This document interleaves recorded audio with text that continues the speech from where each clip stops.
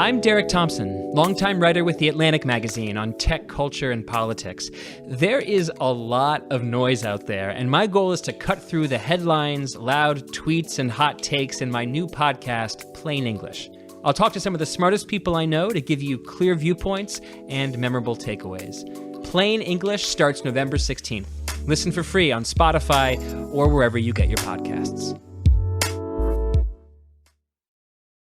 We're also brought to you by FanDuel Sportsbook as well as the Ringer Podcast Network. Hope you're enjoying Derek Thompson's new podcast that launched this week, Plain English. Really smart stuff. Made my brain smarter. Food for the brain. Check it out. Check out the Ringer Gambling Show as well, where we're hitting all the football stuff as this has become a traumatic time for football gambling, as we're going to cover later with Peter Schrager. Also, rewatchables. The schedule's going to be a little different next week. I'm going to be putting up 3 podcasts next week, but probably cramming them into Sunday and Tuesday afternoon and Wednesday. And then that's it. Thanksgiving is coming. So we are going to save the rewatchables until later in the Thanksgiving week. And we're going to do it, and you're going to be happy because it's a very famous movie we're doing. So there you go. That's the schedule. Coming up on this podcast, we're going to talk to Marcus Thompson about the Warriors. They're back. They are back. It's happening. We're going to talk to Danny Kelly and Peter Schrager together about the 2021 NFL Draft, which the top 15 picks have already turned into a horror comedy. And then Schrager and I are going to do $1 million picks, and that's it. So that's the podcast today. Before we do that, the Music Box series coming back to HBO tonight. We're posting this podcast. It should be up by like early Thursday night, so before Music Box goes up. First film is Jagged. It's about Alanis Morissette. It's directed by Allison Clayman. It is really, really good. And we have 5 straight weeks of these, so be ready. They're going to premiere on Thursdays, 8 p.m. on HBO. And then they're also going to be running concurrently on HBO Max. So if you miss it on HBO because you're watching football or whatever, no problem. Just go to HBO Max or go to HBO On Demand, wherever you want to find it. It's going to be there. This was a 3.5-year odyssey. It actually dates back to summer of 2014 when I started watching a music documentary called History of the Eagles Part 1.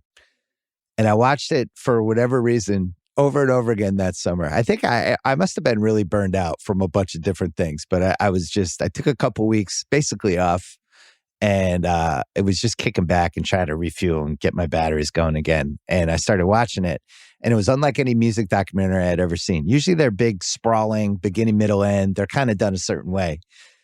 And this one really tried to answer 2 questions, which was, were the Eagles better or more famous than you realized they were? And then why did they break up? And it was really confined to that stuff. I mean, it told the whole story of the band, but the last like hour or so really honed in on this whole thing. And it was unlike any music documentary I'd seen. I loved it so much, I wrote a 6,000 word piece for Grantland about it that I still think is one of the better pieces I've written over the years. I'm really proud of that one. But that got me thinking, why couldn't this work in some sort of framework as a bigger thing? Could this be replicable? What was replicable about this? And kind of filed it away and was thinking about it. And I'm friends with somebody at Universal Music Group named Mark Cimino, who's a relatively powerful guy, just for the record. But we were talking about this stuff.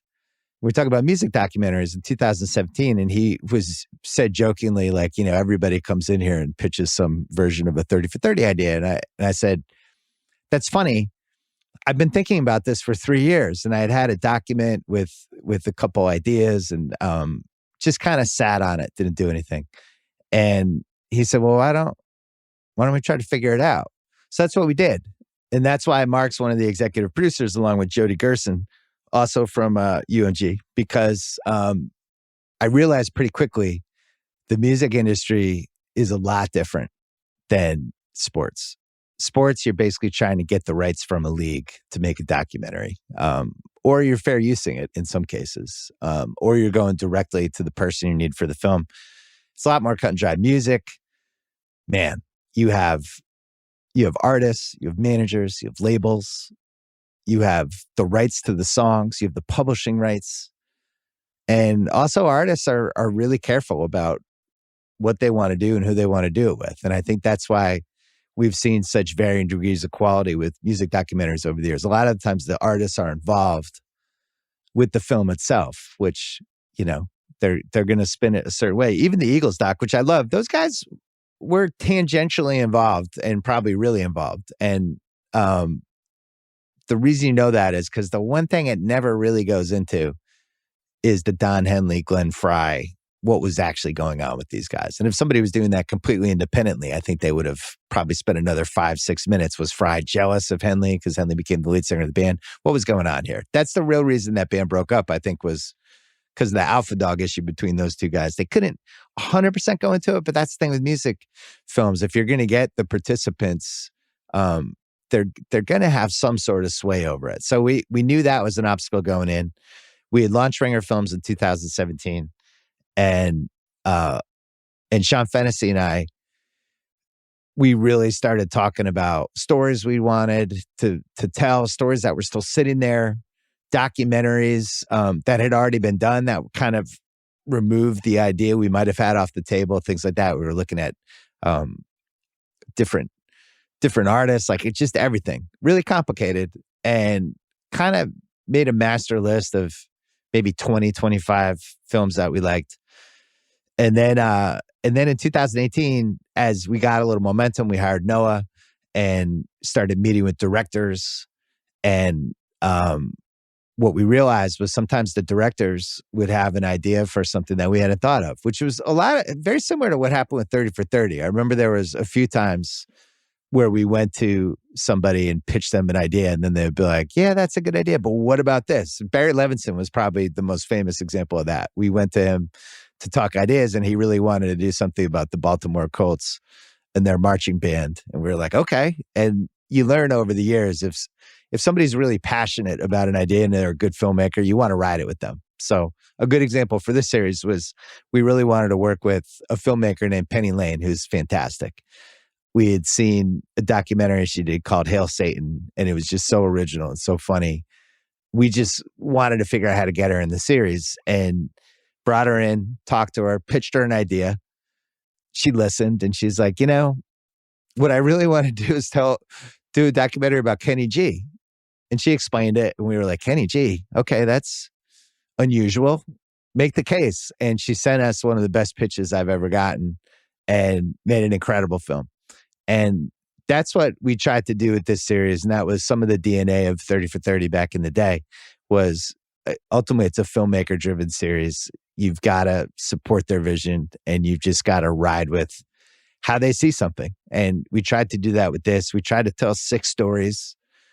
Much like 30 for 30, I think you're not going to tell every story. You're not checking every possible box, every genre, every artist, all that stuff. But if you tell 6, and then the next season you tell another 6, and you know, you look up one day and you've told 30 stories about music, you know, you're headed in the right direction. So I am just so excited for everybody to see these last 5. Woodstock 99 already went up. We actually put that one up in July. As kind of a sneak preview of the series to lay the groundwork for it. It was the right time. It was the anniversary of Woodstock. I think it was the 22nd anniversary, and that one did really well, and people loved it. So really excited for everybody to see these next 5. And it's gonna be Thursday nights, 8 p.m., and then HBO Max at the same time. It's Alanis this week, DMX next week, Thanksgiving, Kenny G the week after, then our film about Robert Stigwood, and how he basically created this whole Saturday Night Fever IP, laid the blueprint for everything that would happen over the next 45 years. That's week 4. And then the 5th week is Juice WRLD, which just won an audience award at the AFI Film Festival. So we were pumped about that. But I love doing these. I love working with the filmmakers. I love getting the cuts. You know, I used to be a writer way back in the day. And I think there's so many things I didn't like about writing because it's so frustrating. And I don't think there's anything worse than staring at an empty document screen trying to figure out if your fingers are going to work or not. And eventually I think you just get destroyed mentally by it. I know I did. But, one of my favorite things about writing was every once in a while I would come together and, for whatever reason, for 2 hours, 3 hours, maybe it was a great cup of coffee. Maybe you're just feeling good that day. Maybe you really felt like you had something to say. It just kind of all would fall into place for 3 hours. And what's weird about writing is you don't have anybody to talk about it with. It's just this great thing that happens to you only. And then that's it. You can't describe it to somebody else. I guess you could describe it to other writers, but I think anybody who writes kind of knows what I mean. Sometimes it just falls into place and it's great. And I think one of the things I love about working on documentaries specifically, because I feel like I do have something to add at this point. I've done so many of them and been involved in the teamwork of them to the degree that you kind of, how to help something. And especially if you have the right people making them, you feel like you could be additive. I think the same kind of rush you get, or at least that I got from writing, there's this point in the documentary process between like the third cut and the fourth cut sometimes. Maybe it's first cut to second cut. Maybe it's just the first cut. When you had this idea that you batted around, the person goes off and makes the interviews and starts calling the footage together. And at some point, it has the shape of what eventually is going to become a film. And one of the things you learn as you keep working on these is when you see that shape, when you see the first cut, it's not going to be anywhere close to what that final thing is. There's so many different things. It's always too fat. It's not color coded correctly. The sound isn't great. There's a million things wrong with it. But you see this like beautiful unpolished gem sometimes. And you can kind of see the path to where it's going to go. And sometimes that happens with the first cut. Sometimes it's like the third cut. I remember with Juice, which Tommy Oliver did for us. We just got a ton of footage that we had to go through, and he tried to shape it with all the footage for the first cut, second cut, and it didn't feel like a doc yet. And then there was this moment when he sent another cut, and it took shape. And it's just such a rush. I can't describe it. Where you're like, oh shit. This is happening. This is going to be a good one. And, I think obviously I have been writing for, I don't know, it's been 3-4 years at this point. I don't know if I'm going to write again.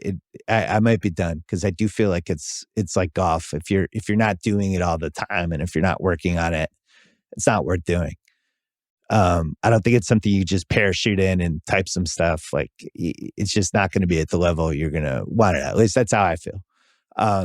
But the documentary side of stuff like that rush is still there and it's there every time. And it's something that, really drives us. We have a lot of projects coming up and it's a side of the little company that we built that we sold to Spotify, and some of the stuff we're trying to do for them all over the map with storytelling, with conversation pods, with narrative pods, everything else. But like the docs to me are the most fun because there are these moments when when you can just see the path, like the doors open and you're like, all right, we got here we go. And that's why these are so much fun for me to work on. So anyway, the last piece of it is when you send it off into the world and you hope people like it. So that's happening tonight. HBO, check out Jagged, check out the next 4 we have coming as well. Thanks for the support. Spread the word for us. We really care about this stuff. And that's that. Music Box tonight, 8 p.m. HBO. I know we're going against the Pats. We're going to talk about the Pats in a second. Coming up, Marcus Thompson talking Warriors, and then we'll do some football with Danny Kelly and Peter Schrager. First, Pearl Jam.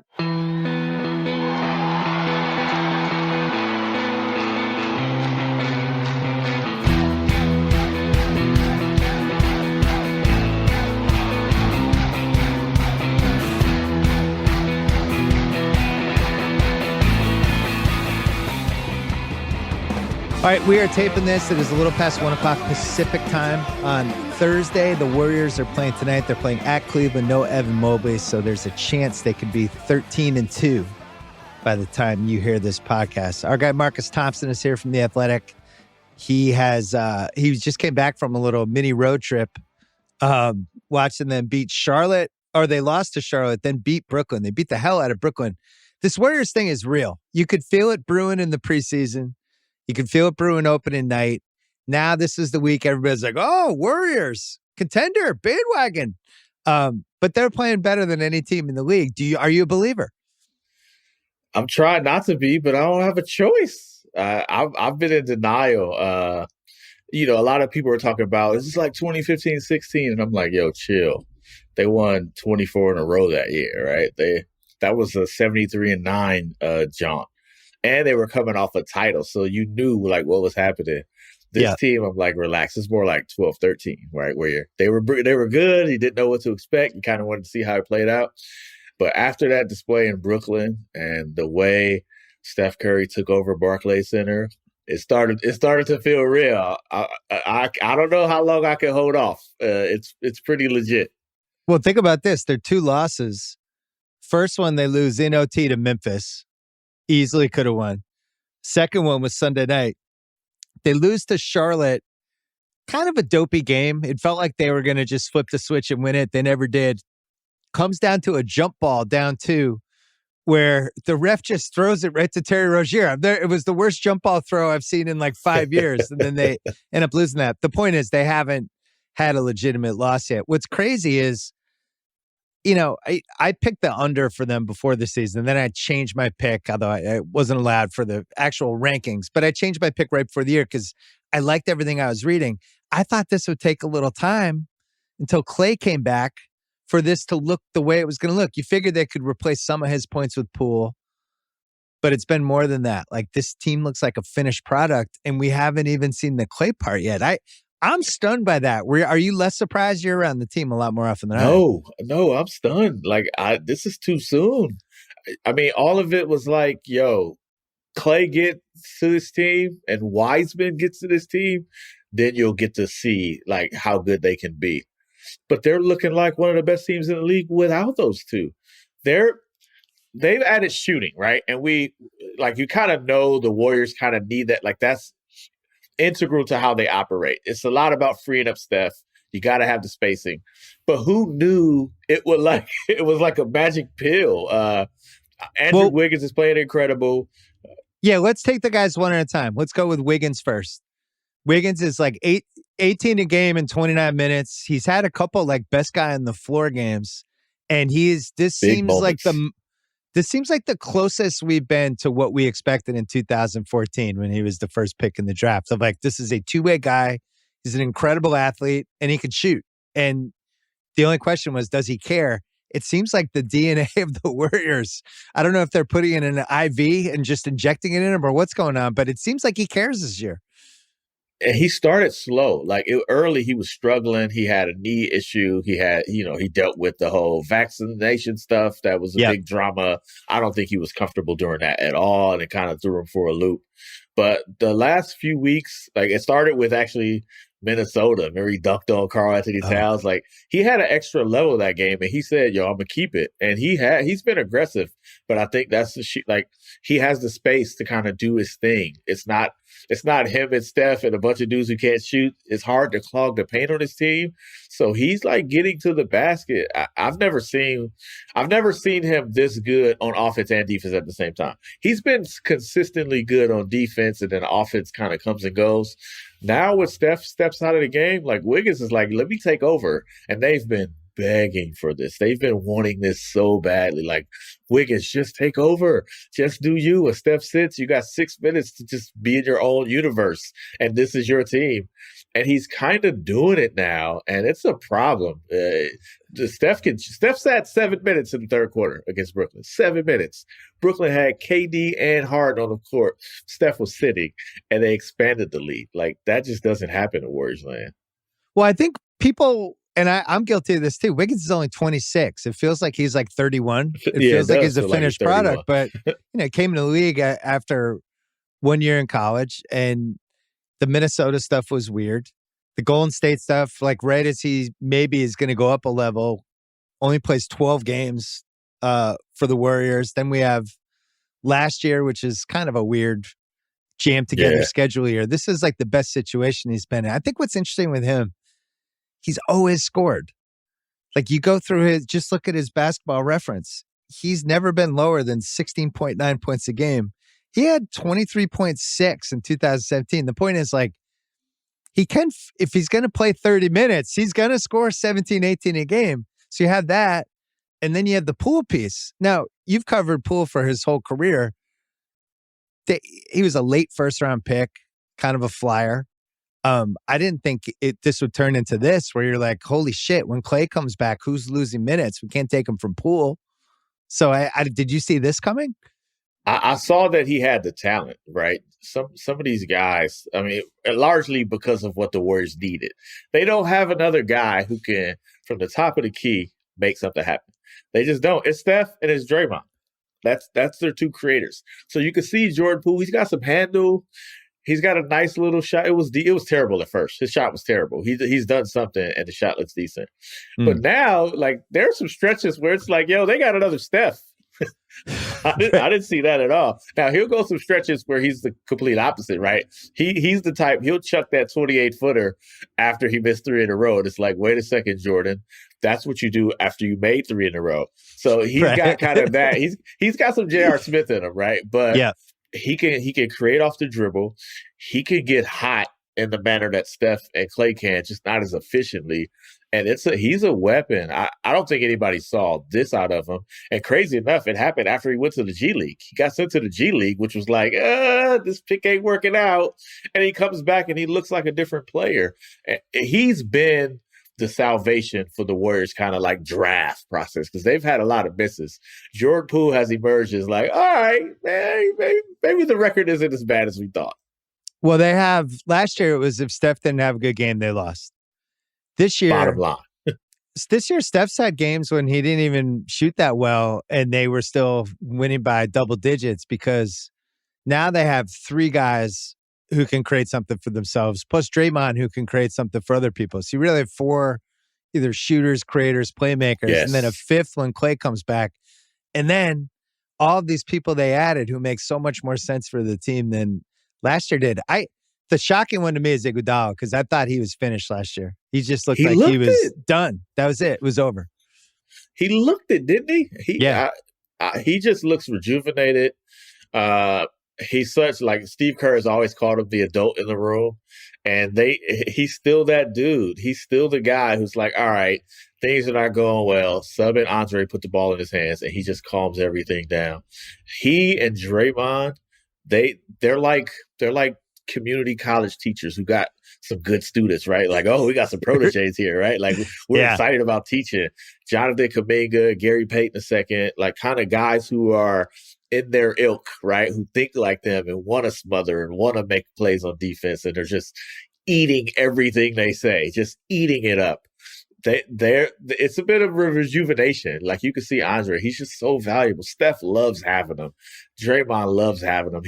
Everybody loves Andre around. I do think that has helped him, but I don't know why. I don't know how he got more spring. I don't know how he looks faster. Like, cause watching him in Miami, it's like, yeah, he's 37 and he's such a physical freak.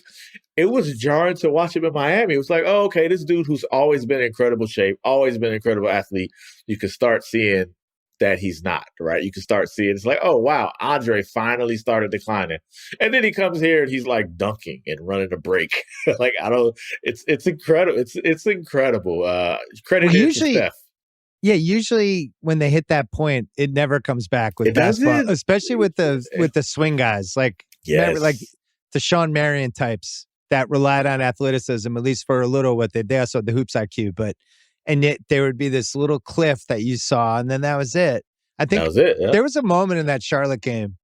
Charlotte's up 2, and they inbound it, and Rozier has the ball, and it was Iguodala, and I think it was Draymond, and they're both coming at him, and it was like watching Wild Kingdom in the 70s, where it was like, the hyena is trapped, right? Oh my God, the hyena is trapped, and they just kind of pushed him toward half court and they were coming in. And it was like, I was honestly like watching the 2015 Warriors again, where it was like, it was elite lineup, defense. Right? Yeah, it was like flashback. And that was it. They tied him up, got a jump ball. But as he was dribbling up and he saw those guys, you could see he was like, oh shit, what do I do? And he kind of like dribbled sideways. But you think like they have that plus Peyton, who has been a revelation this year as like the classic latest possible bloomer. And then I gotta say, man, Kuminga, who they just kind of, they brought out of the refrigerator and they're like, hey, have you tried this? And we're like, oh, no, I haven't tried the Kuminga. Oh, my God. He's so fluid. It's unbelievable. Joe Lacob, the Warriors owner, you know how he gets, right? He's the most upbeat, positive, optimistic dude of all time. He thinks everything is going to work. He thinks it's always the best move ever. So he was talking that Kuminga stuff after the draft, and we're like, dude, like he slipped to 7 for a reason, right? And you hadn't seen much of him. And now it's like, are you kidding me? you know what he's going to do? He's going to extend Steph's career. Yeah. He's going to extend Klay's career. You could start now switching it a bit. And now it's not Steph carry everything, right? Draymond carry everything. Now you got these two young bucks, and now you just turn these Hall of Fame champions into more complimentary pieces or supporting cast. He might extend the career. He's 19. Like he left Africa at 13 to create his own life, played in the with the G League Ignite. I mean, the dude's 19 and this is November and he's contributing to NBA games. Jordan Poole, this is his 3rd year and he's just starting to show it. Right. It is jarring. It is definitely jarring because you just watch his skill set. He doesn't even know how to play. He doesn't even know where to go half the time, but he knows how to jump quickly. He doesn't foul. He's smart with how he plays. And Warriors don't have explosive athletes like this, Bill. Like, it's passing and cutting and shooting. They got dudes taking off from outside the key. This is wild. This is like a whole new iteration of Warriors basketball. Well, the question was his motor and just in general, did he give a shit? And that's why he falls to 7. That's why I think Orlando was afraid to take him.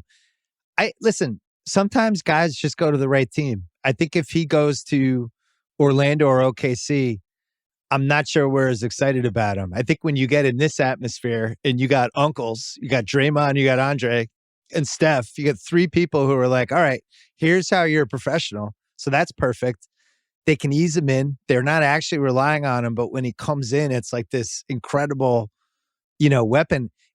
Not to turn this into a bummer, but it reminded me a little of when the 86 Celtics, the greatest team of all time, when they drafted BiIl. And it was like, it was there's 48 situation. hours of, oh my God, like we're just going to be able to sprinkle this guy in. He was the best college player last year. And on his own terms, he's going to be able to come in. Not to compare Kuminga to BiIl, but when you go to a really good team as a rookie like this, and all you have to do is come in and just do the very basic things you're good at, it's pretty liberating. I just don't think there would have been a better team for him than this. Nah, and you got to factor in, too, the difficulty of watching your other draft picks play 30 minutes. That's a tough thing to do. Yep. You think of Wiseman last year, Anthony Edwards and LaMelo is going off, and he's like, yo, I want to go off too, right? And it kind of speeds you up. But because he's on the Warriors, because the guys talking to him is Draymond Green and Andre Iguodala and Steph Curry, like there's some credibility so you can listen. Like you put him on the Kings or a team like that, like he's like, I'm not. Man, give me the ball, right? I'm about to go show I'm better than Scotty Barnes, right? I'm about to go show you I'm better than some of these guys who are ahead of me. And you could tell he wants to show that. Like, I'm better than Jalen Green. But he's got players, he's got a system, he's got a coach who are like, yo, be patient. I promise you, if you just do this, you're going to be great. And it's easier to buy in because of where he is. If he ends up in a situation where it's not Andre, it's not Draymond, it's not Steph, you could totally see him being like, man, whatever. I'm better than it. Give me the rock. Yeah. He does a couple things that are pretty advanced. First of all, he's not playing too fast. He's not like a frantic 19-year-old athlete rookie who's just like, like he actually plays with a pace. Like he had a move one of the games, I think it was Charlotte when he came in, where he was on the right side, he dribbled left, and he just did this natural spin move to his shooting hand and got a nice shot off.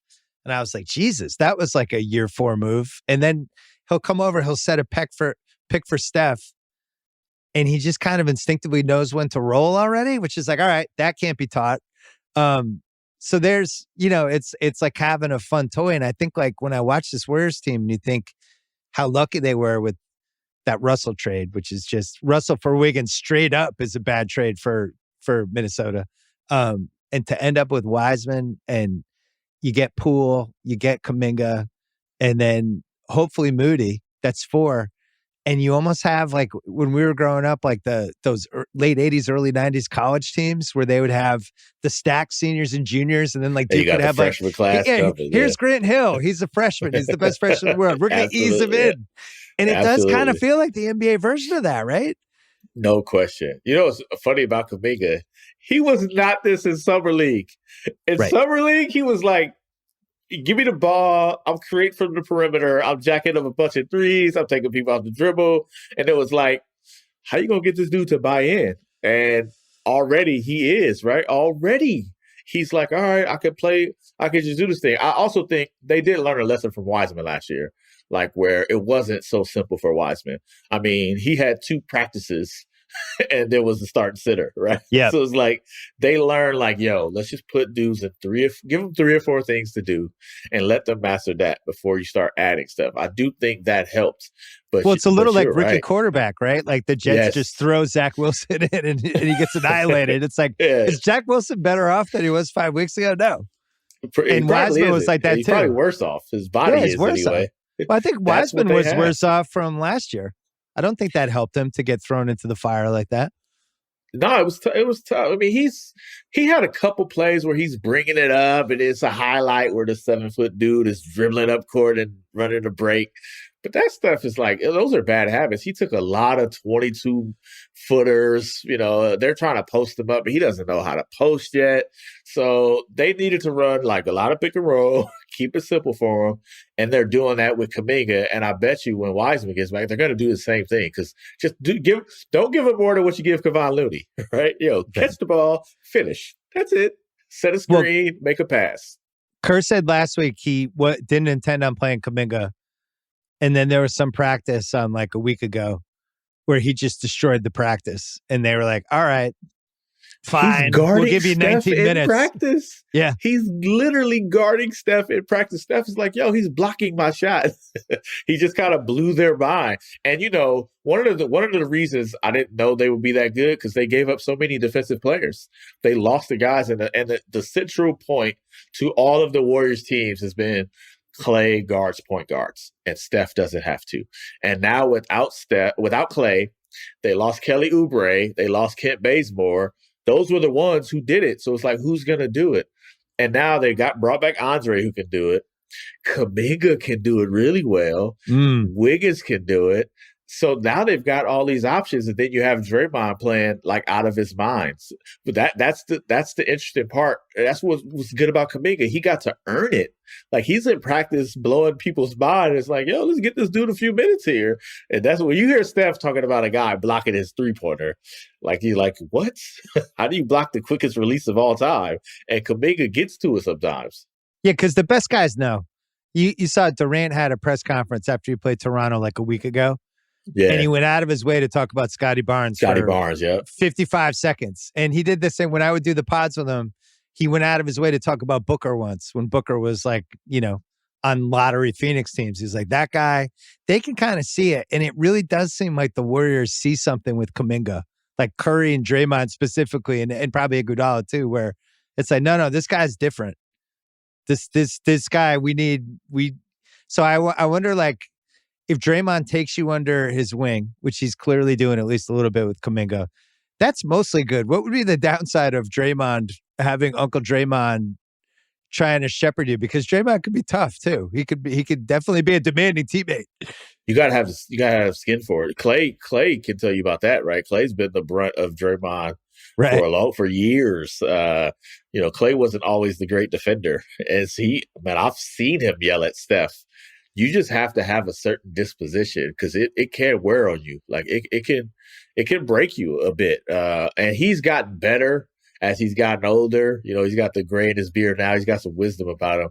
So he'll follow some of that stuff up with some praise and some honor. Like Jordan Poole is one of these guys who will say something back to Draymond. They go at it. They caught one of the episodes on the bench, but Jordan Poole will go back at it with Draymond. And those little biting, little sarcastic replies. Jordan Poole's probably a master at it, right? You could just see he'll say that one little reply when you're a kid, you just want them to listen, and then they'll just that one little comment right back, and it just drives you crazy. Poole is a master of that, right? He's going to say his piece. And Draymond, they'll go at it, but then you'll see Draymond put his arm around him. You'll see him praise him in the post game. So you can see him getting better at that, but you definitely have to have a certain level of all right, I can take it. I'm gonna be here and deal with it, because Draymond, he's gonna let you hear it.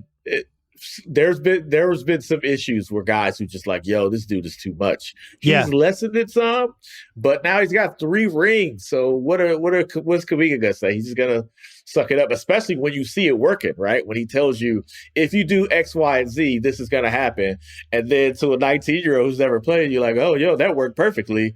Now it kind of feeds into it. But yeah, he's definitely softened a little bit, where he'll like a guy, he'll love on him a little bit to prepare for the harshness, but also they're winning. And Draymond is a much, much easier dude to deal with when they're winning. But those 2 years when he was losing, right, he wasn't the nice guy back then. Well, I was going to have you on when I felt convinced that this team had it. And I thought, when was that? When did you know? Here's what I knew. End of the Brooklyn game. Not the Brooklyn game, because you can go in and beat anybody. Their fuck you came back in the Brooklyn game. They kept Curry in for the extra 2 minutes so he could get the 9th 3. And I was like, oh, we're at this stage already. The fuck you Warriors are back. I just thought they were good. Now it's and look, this happens where the teams, they kind of remember, I remember that game when, during the season when we finished second in the lottery, when that one team kind of poured it on, they start filing that shit away, and they're going to go through. I guarantee Draymond and Steph remember every moment from the last 2 years when somebody poured it on, somebody said something. No question. So I do think this is what's going to happen if this team stays healthy. It's going to be the Denzel man on fire, settling scores portion of the season. I felt it in that Brooklyn game. You know why you're so right? Who was the first game Warriors played last year got utterly destroyed? Brooklyn. Got just completely blitzed. It was Brooklyn. That's right. Yeah. I thought about that. I think I even tweeted it yo, the Nash just emptied the bench. Why is Steph in the game? And every time he touched the ball, the crowd stands up and they're waiting for Steph to shoot. And he hits, I think he hit 3 more threes that quarter. Well, he was just yo, I'm rubbing in. It's not just Steph and Dre and Iguodala. People forget, Kerr is a tough motherfucker. Oh, probably the craziest of them all, right? Yeah, and don't think he doesn't file all this stuff away either. This is the guy, The Last Dance captured it perfectly. Who's got in a fight with Michael Jordan, stood up to that dude over and over again. And I think he took the last couple of years hard too. So I'm sure he filed a couple of those his way as well. So I think the next Laker game, now that you could feel a little bit on opening night, but everyone's feeling each other out. The next time they play the Lakers, with how messed up this Lakers team is, that is going to be a go for the jugular game. Especially with Steph, who needs to shake that Staples Center curse. He can't shoot there. He's going to, if he's feeling it at all, he's going to try to break the record at Staples, exercising a demon. Right. Now the Crypto.com Center. And the other one that I noticed and this is when it got planted in my head, but I wasn't sure it was positive, but Trae Young comes in and Steph just lights up the Hawks, right? He actually rolls them in a piece of paper and smokes them. Yeah, and it was this is the next Steph Curry? This guy? By the way, their styles are nothing similar, but he just tortured them that night. Poor Herter, I don't think he's been the same. I think they had to send him to the hospital. But I do think the edge is back. I miss the fuck you Warriors. And did you see Draymond talking about, we better not win a title? I know. You're right. They definitely have some swagger. And it wasn't there at the beginning, but I think they see how good they can be. And they still have Klay Thompson waiting in the wing, who's chomping at the bit. So when Jackie Moon gets out there with his headband, like he's gonna go crazy. So yeah, there's a lot about this team that's back. The perfect guy to ease back in, right? Oh, doesn't need the ball. Just stand in the corner. He's only additive. He's shoot threes, play defense. So you need me to do more than that, I can do it. I think here's the only thing other than health. Obviously health, but these guys have been rested for 2 years. I do think this is going to be a trade rumor team and how the organization manages that. Because we're going to hit mid-December. Teams are going to start getting unhappy. Guys are going to start being floated around. And this is a team that has built a little bit of a war chest. I'd always heard that's why they picked Kuminga over Franz Wagner. That even though Wagner probably made more sense for the team and he would have played right away, Kuminga was a higher upside for a trade asset. Once we get into mid-late December, guys start getting unhappy. Guys become available. And the Warriors are going to be in every trade rumor because they can use Wiggins with Wiseman. They could just put Wiseman and Kuminga and Moody. Like they have all these different ways to get anyone who has any kind of a salary, and how they manage that with how well things are going, I think is going to be hard. Yeah, and the crazy part is, as we know, it doesn't even have to be true. No. They can just use them as fodder, right? Like, that was like the Ben Simmons, Jaylen Brown thing last week. It was just, it was like, oh, they offered, no, read the story. They didn't actually offer Jaylen Brown. That's just what it would take. Yeah. That's what they're going to have to deal with it, even though there's no way Jill Lacob is allowing a trade of Kuminga or Wiseman. Like, he's so in love with them, and he has all of now the reason. Like, he has all the clout. Like, if Kuminga got out here and looked terrible, all right, but now he looks like he might be something. So it's going to be a thing, right? Wiggins is playing himself into some form of value.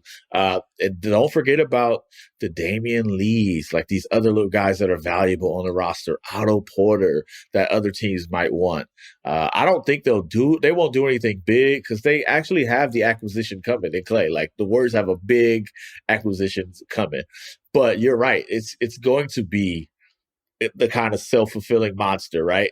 The trade stuff, the hype, right? They're so popular. It's nuts now. It's getting that way. So now you're going to start seeing this is an it team again, because they haven't been for a couple of years. And most of the players on this team don't know anything about how it used to be. But the amount of people in Brooklyn who were at Steph's pregame warmups, I was like, this was like it used to be. So you also got that element. How does Jordan Poole handle that, right? Jordan Poole likes to go for the big splash. How is he going to handle with all that? Like, some of that stuff, they're going to have to work out. Well, we didn't mention the Steph piece of this. I never gave up. I always had him at the top or near the top. And this has been, the best players of this year have been Giannis and Jokic and Curry and one other person who I'm blanking on. There's been KD. There's been a clear top four. Luka, who didn't show up in shape, but should be in that top five if he's healthy and in shape. And then LeBron, we'll see what happens. But, Curry, his effect as a teammate and all the stuff and the spacing he can create when it's the right kind of players around him, that part, that's been magnificent. I got to say, like, when I think about trades for them, I kind of wouldn't want to throw in Wiggins in a trade unless I was getting in somebody awesome. I like the stuff that he does for them. The problem is his value. He's got 30-something million left. So yeah, but I mean, I assume it would be his salary with something. But yeah, I think for what he brings for them, I think it's a nice thing to have. There's one team that I think would be an interesting fit trade-wise. Look at me. I'm going to now start trade rumors, even though I just said out. Here we go. I have been watching the Indiana team, a team that doesn't really make sense together. And it does seem like the Turner or Sabonis will be a thing. And I was thinking about Sabonis on this Golden State team. How interesting that would be. I also was thinking Turner on this Golden State team, how interesting that would be. And it's like, all right, if Wiseman's on the table, but I'm getting one of those two guys back and I'm trying to win a title and I have a real path now within the West. Like, we could be the best team in the West. My instinct would be don't do anything. But if there's a Sabonis play because of his hoops IQ and just how I think he would fit in with that, I think they would have to explore that. That would be the one guy. I like I want Miles Turner.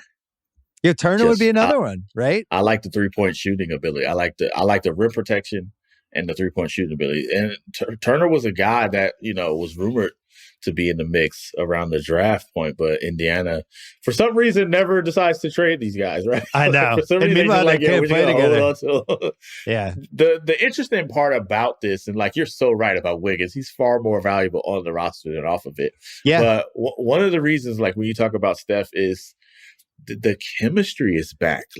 There's that element, and this, right? From even back in the old days, these teams carry with them their own aura, and the Warriors have that back. You could see that while you watch Brooklyn, right? They don't have any of it, and they have that back, and that's a credit to Steph Curry. But it's also something that's so finicky. Do you bring in a guy like a Miles Turner that might, right? That's the part that's so dicey with them. They got Wiggins to buy in. They got all these youngsters who are doing whatever they're told because it's working. It feels so risky to mess that up, especially with some mercurial figure who's going to want a contract, right? Right. In many ways, that's why Wiggins was perfect, because he had a contract nobody wanted. So you don't have to worry about it. He's here, he's buying in. Now you start throwing all this other stuff, and and Steph they trust, right? So you figure you can put anybody on a team with Steph and somehow it works out, but it would just be so risky. I don't think they'll do anything because I think the West is set up for them. Yeah. I'm with you. It's too risky. They are it's funny how popular they are. And I think a lot of it has to do with you have 8-9 years of a real history with this team, but also the fact that they stayed together, which is so unusual for this day and age, and every other team is thrown together and the guys change year after year. And even Milwaukee, who had Giannis and Middleton as the two guys that were there the whole time, it felt a little more emotional that those guys were able to do in Milwaukee. If the Dubs came back from the 2019 playoffs and some of the worst breaks I think any team has had on that stage, where you lose Durant and Klay in a week. In a week. It's just still unbelievable to think about. And then you think they hit the depths the next year, and it just seems like this is over. This is done. They luck out in the lottery. They luck out with that Wiggins trade, which just is an incredible trade to look back on. And now it's they've rebuilt this. And now I can't imagine what Joe Lacob's like. See 1,000 points of light, Joe Lacob again? What did he say that time? Light years ahead, man. Light years ahead. Joe is back. Now he's Spaceballs light here. He's ludicrous speed now, right? Oh my God. Yeah. And remember, during the off season, during the draft, the push from inside was, get a star. You need some help. Steph needs some help. Klay's out another year, was out 2 years. Get somebody to Gotta get Bradley Beal. Yeah, Bradley Beal. And Joe Lacob is nah, the Warriors brass are nah, Bob Myers said consistently, I just want to see the team with Klay again. Let me see it with Klay. And Joe fell in love with Wiseman. He's in love with Kuminga because he doesn't want to be the Lakers after Kobe, where you got this wilderness period. He wants to be able to keep going and at least be relevant. So he stuck to his guns, even against his superstars, right? So now that he's looking very right? Now that it looks you don't need Bradley Beal, and Kuminga is the future, and these dudes might extend your career. He's looking right. You got it, man. Joe Lacob is as high as it gets right now because from the draft to what they did in the offseason, the moves they made, even going back to Jordan Poole is now a great draft pick. They're feeling light years again, and it's hard to go against it because we've been where's your draft picks? Your draft isn't working lately. Remember before they got Wiggins, they actually got D'Angelo Russell, which didn't work out at all, right? Right. And they weren't able. Last year they swung and missed on guys like Batum and Serge Ibaka, and players were telling the Warriors no, kind of cool, but I'm gonna go to the Clippers. I'm gonna go here, and the Warriors weren't the it team. So now that they're back, Joe Lacob is he's like Mortimer, right? remember when they coming to America when they gave the cash, he was like, Mortimer, we're back. That's Joe Lacob right now. He's feeling it, and he should be. He did. Well, it helps when you have Curry, who's replaced Duncan as the most important guy to build your franchise around. The teammate, he's never going to leave. And from a personality standpoint, you could just build around him. I was thinking when near the end of Bird, McHale, and Parrish, they tried to reboot, right? And they had Reggie Lewis in. They lucked out with that pick. Then they got Brian Shaw, D. Brown, and Ed Pinckney was there, and it was like this weird old young thing. But the problem was Bird and McHale were too banged up at that point. But on paper, it was a little like that, where it was like it was a new era using the old guys from the old era with these new guys. And it had a moment. Then Bird's back gave out. The difference is Curry's arguably as good as he's ever looked in some of these games. I don't know if he's, the 2016 season is pretty outrageous. Like some of the percentage stuff he did, but it was nuts, wasn't it? But he can still get there. And the better this team is, the better it's going to be for him. All right, Marcus Thompson, protect your corner. There's going to be a lot of national media people coming in trying to grab Warriors people. You're there. They got to go through Marcus. I've been doing this for years. I've been defending this turf for a long time. So I'm ready for war. Yeah. I'm not as ready as I used to be. I'm old. Come get me, national media. I'm right here. Let's go. Bring it on. Come see me about this. All right. I'm definitely coming to a game too. So I'll see you in Have you been to Chase? I have for a Metallica concert, not for a Warriors game. I'm coming for a Warriors game. I'm not sitting this out. The buzz is back. I thought you were boycotting. Last time I saw you was at Oracle. I thought you were like, once Oracle's done, we're not coming back. I did feel that way, but now I've changed my mind, as always. As always, I'm reconsidering. All right, good to see you, Marcus. All right, thanks, man. All right, Danny Kelly is here from The Ringer. Peter Schrager is here from Good Morning Football and Fox Sports. We're going to break down the NFL draft from 2021, which was like 6 months ago. Feels like it was 10 years ago. It is now incredible to look at the top 15 picks when you think of the subplots that have emerged since then, including my hero, Mac Jones. I'm getting texts, guys, this week and emails from people who are like, how the fuck did you guys figure out how to clone Tom Brady? And I'm like, I don't know. Look, Belichick had to take it up or not. She was the greatest football coach of all time. But Mac Jones falls to 15 in this draft. What I want to do is I wanted to go through from pick 1 through pick 15 with you guys, and we could talk about some of the stuff that happened. So I'm just going to start, and then I'll bring you in. First pick, Trevor Lawrence to the Jags. I think that happens again. Yeah. I as good as Mac's been, I still think Trevor Lawrence has to go first. I don't think we can hang anything that's happened this season on him. We'll see. We'll see if Peyton Manning was great his first year, but we'll see. I haven't seen anything that made me scared off that was the wrong pick. Danny, have you? No, I mean, I think it's so hard to kind of evaluate what he's been doing. I mean, his number one receiver is Jamal Agnew. Like the whole team is kind of a mess right now. I actually saw this, I think from PFF, he's like 4th in big time throws this season. He's definitely making some really nice throws. He's pushing it. I think he's being a little too aggressive at times and creating some turnovers because of that. But it like I said, it's just kind of hard because this offense is so bad. The support system is so bad. And obviously we know, or it seems as though the coaching situation is a mess. And so It's just tough. I think he's going to be fine. And I agree with you. I think that he would be the number 1 pick if it happened again now. He's just got the skill set, the pedigree, all that stuff. It would happen again, I think. I'm going to say they wouldn't have gotten Urban, I don't think, without Trevor Lawrence being the number 1 pick. So I feel like that's kind of it. And I think Urban, say what you want, they're playing hard for him right now. And, Trent Baalke is the general manager, and he was with San Francisco for years. And he's not necessarily the best in media opportunities, but like that guy can scout players. And the hope is, hey, Urban's got a plan. We've got our guy. Once you have a quarterback, you're good for something. And they feel very confident knowing some folks in that organization that coach and quarterback they like, and they'll build around it. So I think that's the number 1 pick, and I don't think they have any regrets. We had Bledsoe in 93, and I think we went 1-10 the first 11 games with him, and he was getting the shit kicked out of him. And it was a little similar to the Lawrence thing where nobody felt like it was the wrong pick, but it also wasn't going great. And then down the stretch, I think he won his last 4. And by the end of the season, everybody was like out of their mind about the Bledsoe era. I wouldn't be shocked if something similar to that happened with Lawrence. The only problem is I don't know if he has the skill position guys. Anyway, we're not writing him off. But the Jets at number 2, taking Zach Wilson. There's 2 problems with this pick. One, they might have ended up with the wrong guy.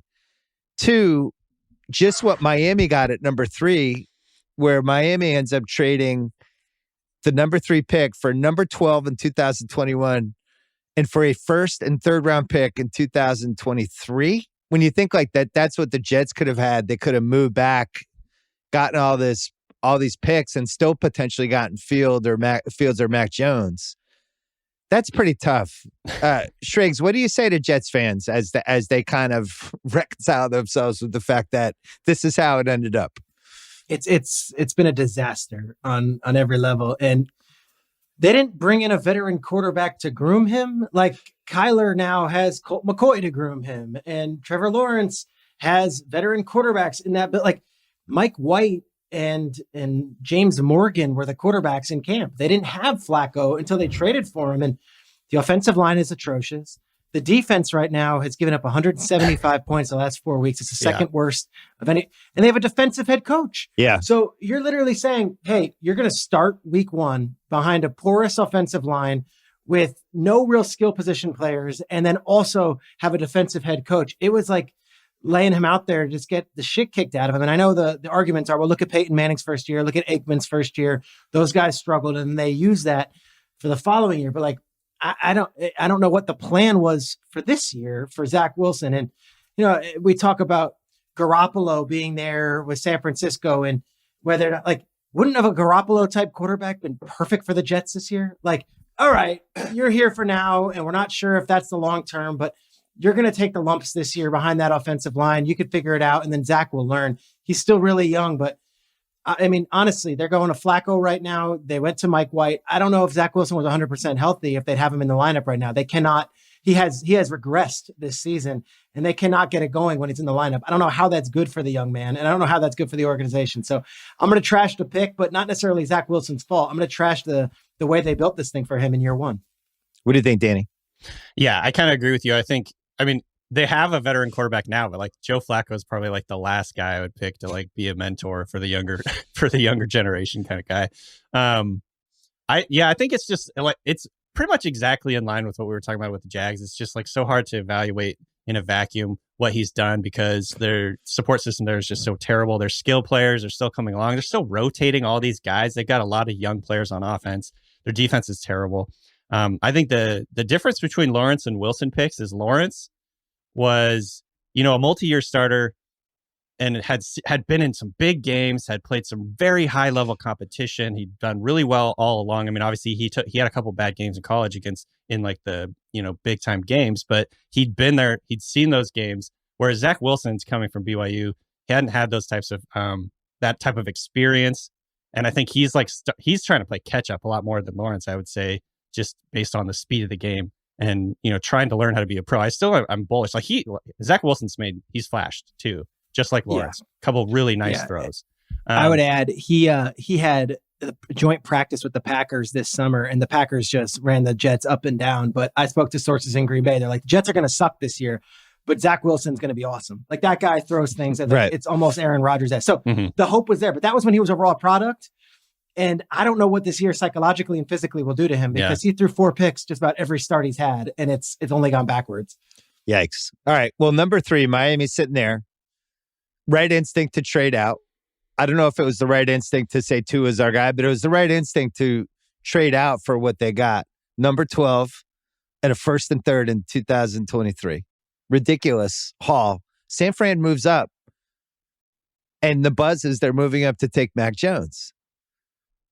A couple weeks pass. Now it's like, Trey Lance might be in this. Schrags, what were you hearing at the time, and how is it being spun now? Okay, so, and I've been able to unpack it a bunch since. I was solely in the camp, and I was on national television every day saying, you know, I think Mac is the guy from what I'm hearing, but there's a chance it's Trey Lance. In the final week, they went up to Trey Lance's pro day, or they had a second pro day up in North Dakota, and I think they were just wowed. And like, on the flight home, Shanahan and Lynch were like, we could do a lot of things here. Their dream situation is what we had Monday night, running the ball 40 times a game, running it down your throat. and then also having a mobile quarterback that you can add into that offense. If Kyle Shanahan could draw it up, I know Kyle, he would rather throw the ball 10 times and run it 40 times than have to do one of these shootouts. So the thought was, hey, Mac is great, but we're going to move up to 3 and we can make the decision later. When they made that trade, which was in early March, if I'm not mistaken, it wasn't for Mac Jones. It was, let's trade up there and then we can pick between Fields, Jones, or Lance, or even Wilson if he slips. I think at the end of the day, they went with Lance and they went with the mobility and the upside and the ability to play it out. But yes, there was a lot of love for Mac Jones in that building. I can assure you that. That was not just media running away with a narrative. And if you remember, Bill and Danny, and I was one of the guys and Schefter was one of the guys, and we're like, Mac Jones is going to go to San Francisco. People were outraged. They were like, no, that doesn't make sense. Fields. And no, Mac Jones was strongly in the conversation. And I think a lot of that comes from what we heard within that San Francisco organization. And obviously Schefter has connection to the Shanahans for years, but also based on what the scouts were telling us that San Francisco is built to win now. Mac Jones can win right now. And as you're seeing with the Patriots, Mac Jones can do just that. Danny. Yeah. The Mac Jones thing worked out perfectly for him. And we knew that in the moment. This is the right team for him, right coaching staff. They will bring him along perfectly. But a lot of people also thought the Niners were the right situation based on the kind of quarterbacks. He's basically, on paper, a higher ceiling Garoppolo for what they like to do. Why do you think they decided that wasn't the right fit for him? Do you think they just under-evaluated Mac, or what do you think was going on? They got bullied by the media? No, I don't know. It's fascinating. I think media or Twitter? Yeah, maybe Twitter. There was a lot of people reporting that it was Mac. That was, a well-known thing that was going to be the pick. And then it sounds like they maybe changed their mind or just decided to go the other direction. I think what Peter was saying is perfect. It's like they got caught by the siren song of the versatility, the ability to change the math of the defense with Lance as a runner. Imagine the upside, the ceiling. And I think they probably bought into that, because I was saying that too, honestly. Just the idea that they could design their run game around a guy who completely changes the math. He's one of the better runners at quarterback position in the draft. All that stuff, just the ceiling is so much more enticing. But then I think I was guilty of this. I'm guessing they were too. You lose track of just moving the football, moving the chains, having that experience. Exactly what I said with Trevor Lawrence, where Mac has been in big games, and he's seen it and he's polished and all that stuff. And so I think obviously hindsight's 2020, but I think that was kind of, they got caught by that siren song of just the upside. And that's kind of what happened. I'm not writing off Lance yet, but I was going to say, I don't think it's the wrong pick. Yeah, I don't. I think Lance once, and I wrote this in my column for Fox today, and I'm getting a lot of pushback from Niners fans. Whoa, slow down there. I'm not sure Lance is the quarterback next year. They still have Jimmy G under contract. Wow. Yep. And if it takes 2 years, I think they're willing to take 2 years. You look at Aaron Rodgers, it took him 3 years. They have the luxury of going with Garoppolo, but eventually Kyle Shanahan's dream offense, and yes, he'll have another year, whether they don't win another game all season, he's got that leeway there. Trust me, is to see a mobile quarterback under center and doing things that they can do with that run game. I think Lance might still be the right pick. It's just he's so young, so unpolished, and played 17 games in college. Yeah. Well, and that also could be why he's the wrong pick, because he played 17 games from college, and there's the upside downside thing where I think with Mac, Danny, you liked Mac. You didn't love him in the draft. Yeah. I think you felt like there were certain things you didn't love. Has he surprised you with what, especially that game he had against the Browns, which was just ridiculous? Has he just, did he have a higher ceiling than you expected? Yeah, I think so. I mean, I think I certainly underestimated him a little bit. I look back on my rankings. I had him at 20, which I think was maybe a little bit higher than the consensus, but not high enough, clearly, I think. And I think it was exactly what we were just talking about, the upside. He doesn't have the same athletic profile or big arm as some of these other quarterbacks. And so you get caught up in that stuff, but he's very polished. And I think the system that he's landed in is perfect for it. I think we talked about that right after the draft. This is great for him because he's got that offensive line. He's got that run game, the great coaching. The scheme that they've designed around him seems really smart. It's basically just making things easier on him, but he is capable of navigating in the pocket and making that stick. They're the touchdown to Kendrick Bourne on Sunday was just such a great How throw. about the Hunter Henry pass on the sideline pass when he had two guys on him and floated it over? I think, look, this is why the draft is so hard, and this is why there will never be an exact way to figure it out. And I think it goes for basketball, but especially football and especially quarterbacks. There's things that he was doing this year that I don't know how you evaluate. Like, for instance, he's so fucking tough. He's taken at least 12 hits that were just like monster hits. Like that hit he took from Randy Gregory in the Dallas game, like that literally could have ended his season. He took another one last week in the first quarter against the Browns, but I think he's incredibly tough. So there's one thing. He has a calmness to him that you can see in college, but you don't know if it's going to translate to the pros. There's just no way to know. And then he's an incredible teammate, which I think you could have figured out if you did enough recon. If you're an NFL team, you're doing your recon with Alabama. Now, you don't know what the coaches are telling you. You don't know if you can 100% believe it.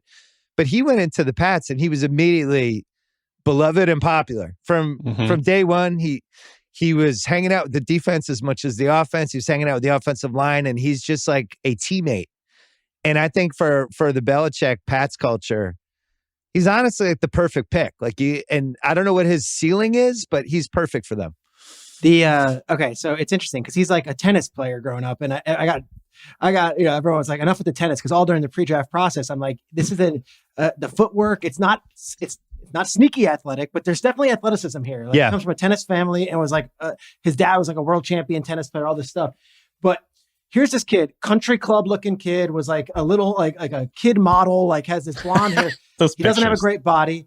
You see the pictures and you're like, okay, this kid, I'm going to hate this kid. And yet we had Jalen Waddle on our show pre-draft, and we're like, Tua or Mac Jones. And you would think the easy thing is to say, oh, I love both those guys. And he's like, no, Mac's my guy. We're like, what? But like all these players, and I don't, it's not a, hey, don't judge a book by its cover, but these guys who have played with Mac Jones, both as an Alabama player, but now as a Patriots player, guys that are on the defensive side of the ball, they're like, no, Mac is a dog. Like, we love this guy. So I think there's this, like, you see this player and this howdy doody look and the walk at the draft where he comes up in the ill-fitting suit or whatever. And you're like, oh, this guy's going to be like some Richie Cunningham, but he isn't. He's a dog and he takes hits and he's tough and he wins games. Well, it's very similar. I was watching, I broke down. I watched Man in the Arena last night. I watched the first episode.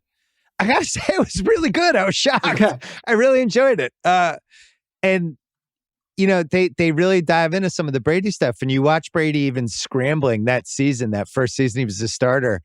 And he's so much more athletic and coordinated now. Obviously, he's worked on it for 20 years. But it's really, that 2001 Brady really reminded me of Mac in a lot of ways. Like, a little bit clumsy, weirdly good footwork, incredibly tough, good teammate, all that stuff. And it was hard not to see the parallels, especially with the way that season progressed with how this season could hopefully progress. All right, so Atlanta's at 4, and they take Pitts. Yeah. Who's awesome. Belichick, I don't know if you noticed, but God, Belichick pulled his pants down and pleasured himself about Pitts. He said he's in between Tony Gonzalez and Julio Jones, or a combination. Like, pretty good. Yeah, Belichick will, like, 3 times a year, he'll just do a monologue about a guy on the other team where he's just got, I don't know whether he's trying to like season them so they won't try as hard during the game or whatever. But anyway, he did it for Pitts. Listen, it's hard for me to kill the Pitts pick even now because he's amazing. I think he's clearly, if he stays healthy, going to be one of the most productive tight ends of all time.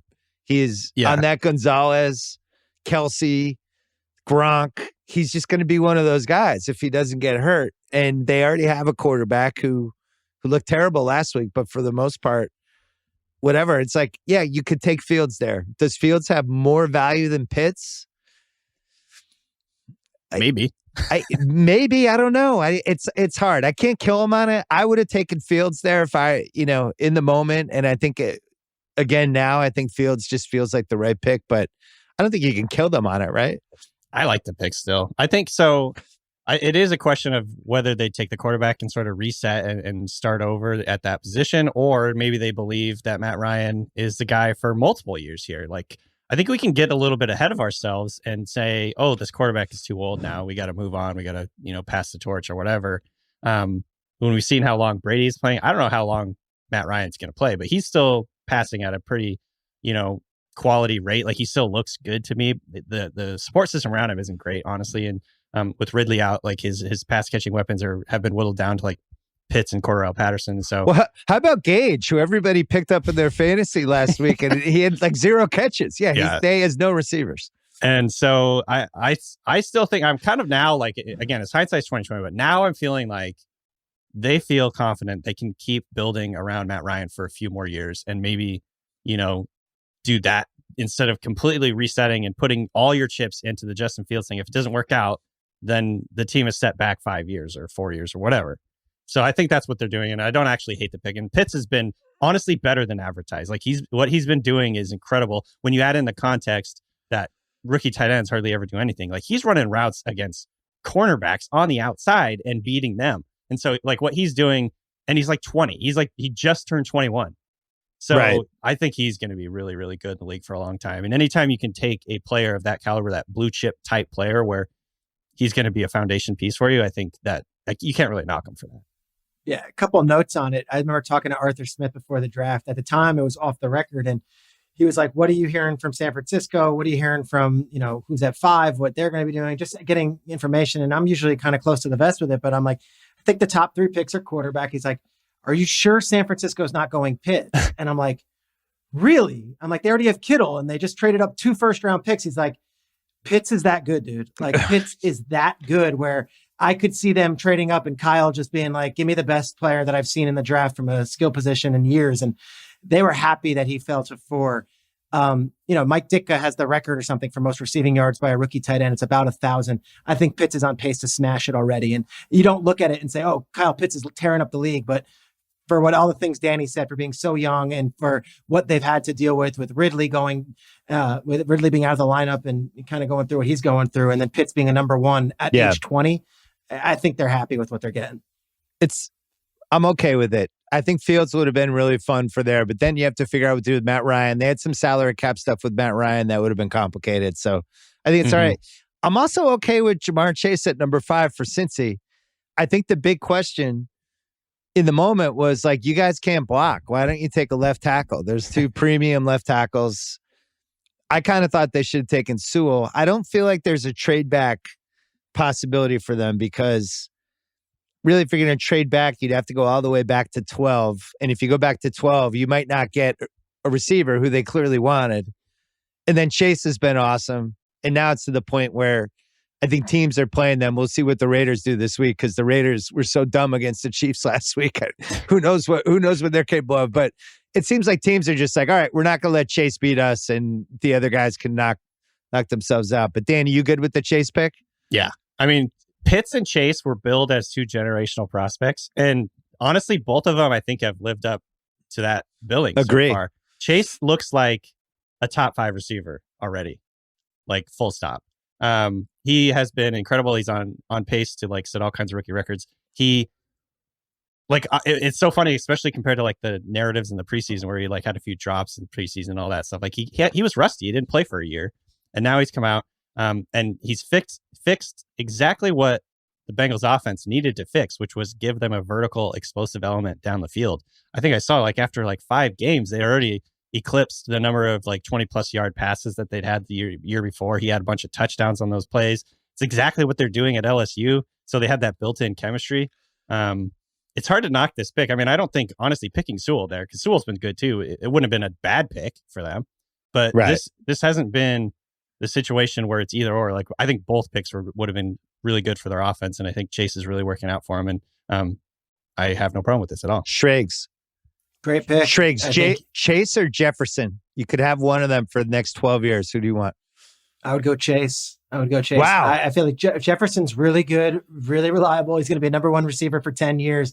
But I think Chase could be like, top 3 receiver in the league. He's shown that many flashes. And I know that, it came down to offensive tackle or Chase. And that offensive tackle could have been Slater, it could have been Sewell. In that final week, they're like, what are we doing? We've got a young offensive coach. We've got a young quarterback. Let's give him the guy that he knows from LSU. So there's no regrets on their end. And I couldn't ever knock that. I think he's been really, he was the AFC and he was the NFL's offensive rookie of the month, the first month of the season. And he's been only better since then.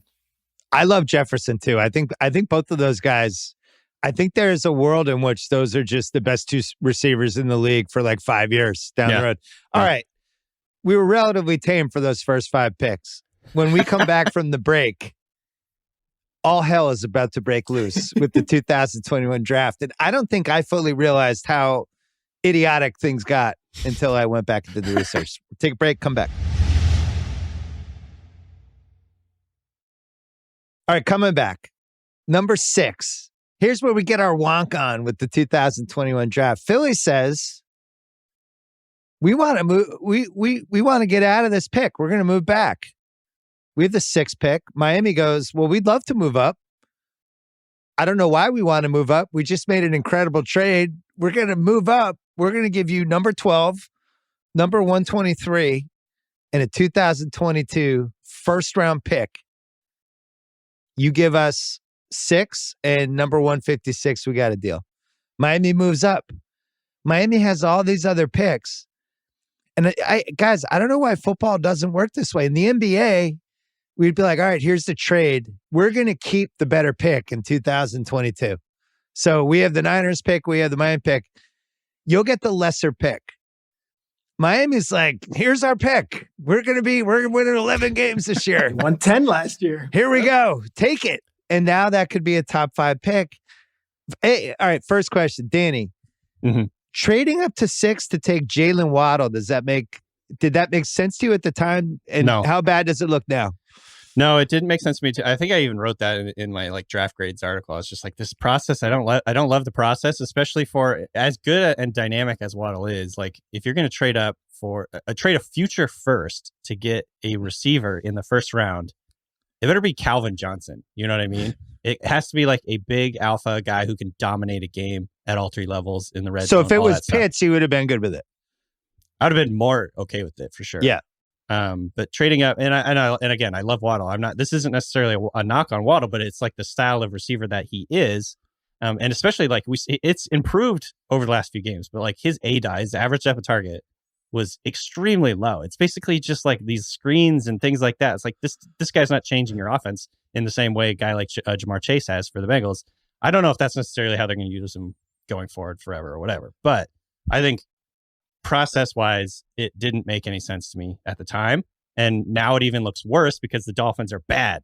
And this right now is the 5th overall pick.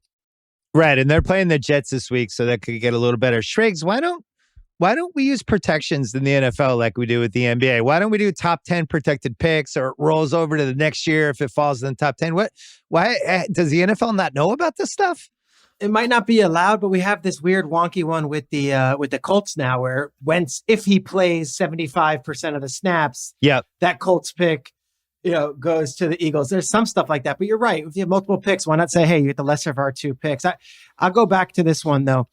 The Dolphins envisioned themselves to be a couple players away. They thought they were going to be competitive this year, and I could tell you this on record now, like they had Waddle ranked above Chase on their wide receivers board. Wow. They saw Waddle as their number 1 guy. And one of the reasons they loved Waddle was his toughness and what he represented. He came back from the ankle injury last year and played in that national championship game. And they're like, we haven't even seen him fully healthy.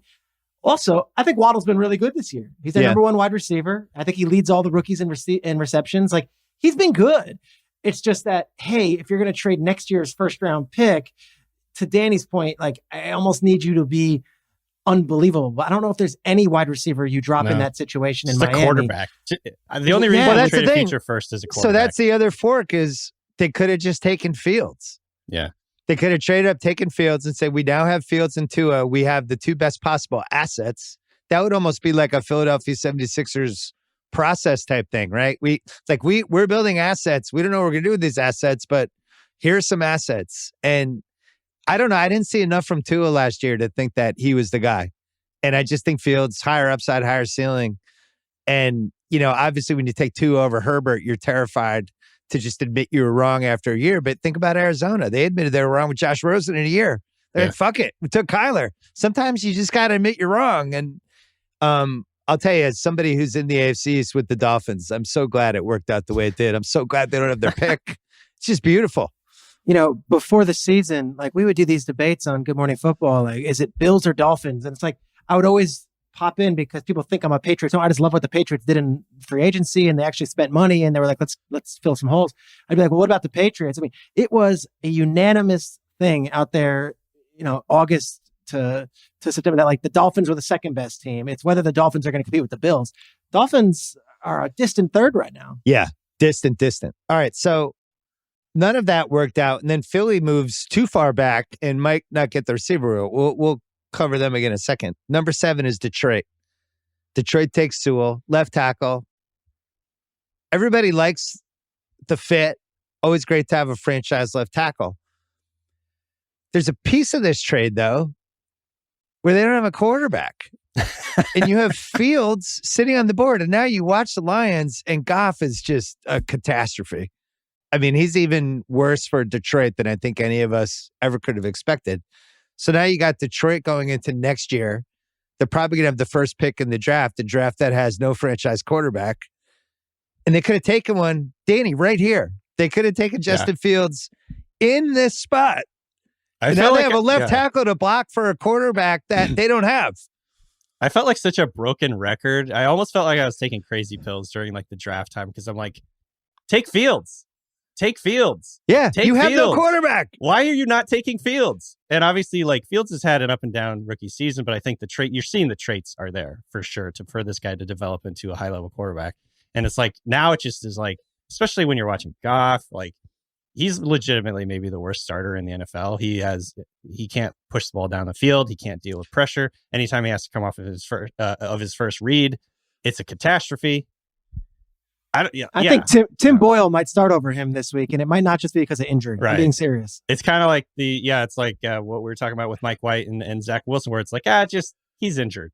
We'll keep him on the bench for a while. Listen, I don't want to slander Jared Goff too much because he won me a Super Bowl, and I'm always going to treasure and admire that guy. But man, is he bad! And when did the Stafford trade happen after the draft, though? Right? Or was it before? No, the Stafford trade happened in March. Oh yeah. So they didn't have a quarterback, and also like, why are you taking Goff back in that trade? We all kind of accepted that piece too, and it really did seem like Detroit thought he was salvageable for some reason, which is weird, but. Schrags, they could have had Fields. They could have taken Mac Jones. Could have had Mac. Yeah. Could have had a lot of things. Fields or Mac Jones. Anyway, classic Lions. This is why they suck and they haven't won a playoff game in 30 years. Well, their big debate was right there at 7. Was it Sewell or Slater? Right. They went Sewell. Look, the way they look at it is complete rebuild. Let's get the best player on the board. And Sewell played a little bit left. Last week played right tackle and shut down TJ Watt. Sewell's good. We're not anti-Sewell. It's just Fields and Mac on the board. And those guys they've got good. 0 wins. You can't win a game based on the strength of how good your offensive tackle is. I'm sorry. You need a quarterback. Well, we could have the same conversation for Carolina at number 8 because they didn't have a quarterback either. Door A was just take Justin Fields or Mac Jones. Mm-hmm. Door B was take a cornerback and then trade a number 2 for Sam Darnold. So basically, they end up with J.C. Horn and Sam Darnold, but door B is Justin Fields, keep your number 2. I'm going to say I like the door B a little bit more. Call me nuts. That's Call not me crazy. That's not hindsight either. Like I was real. To me, the Detroit thing made a little more sense because they're not in it. They're just like a few years away. You know what I mean? Carolina, as we've seen, and this is something I talked about a little bit in the offseason. Like, they have a really good young defense that has taken a big jump this year. Yeah. One of the better defenses, honestly, in the NFL, especially considering how young they are.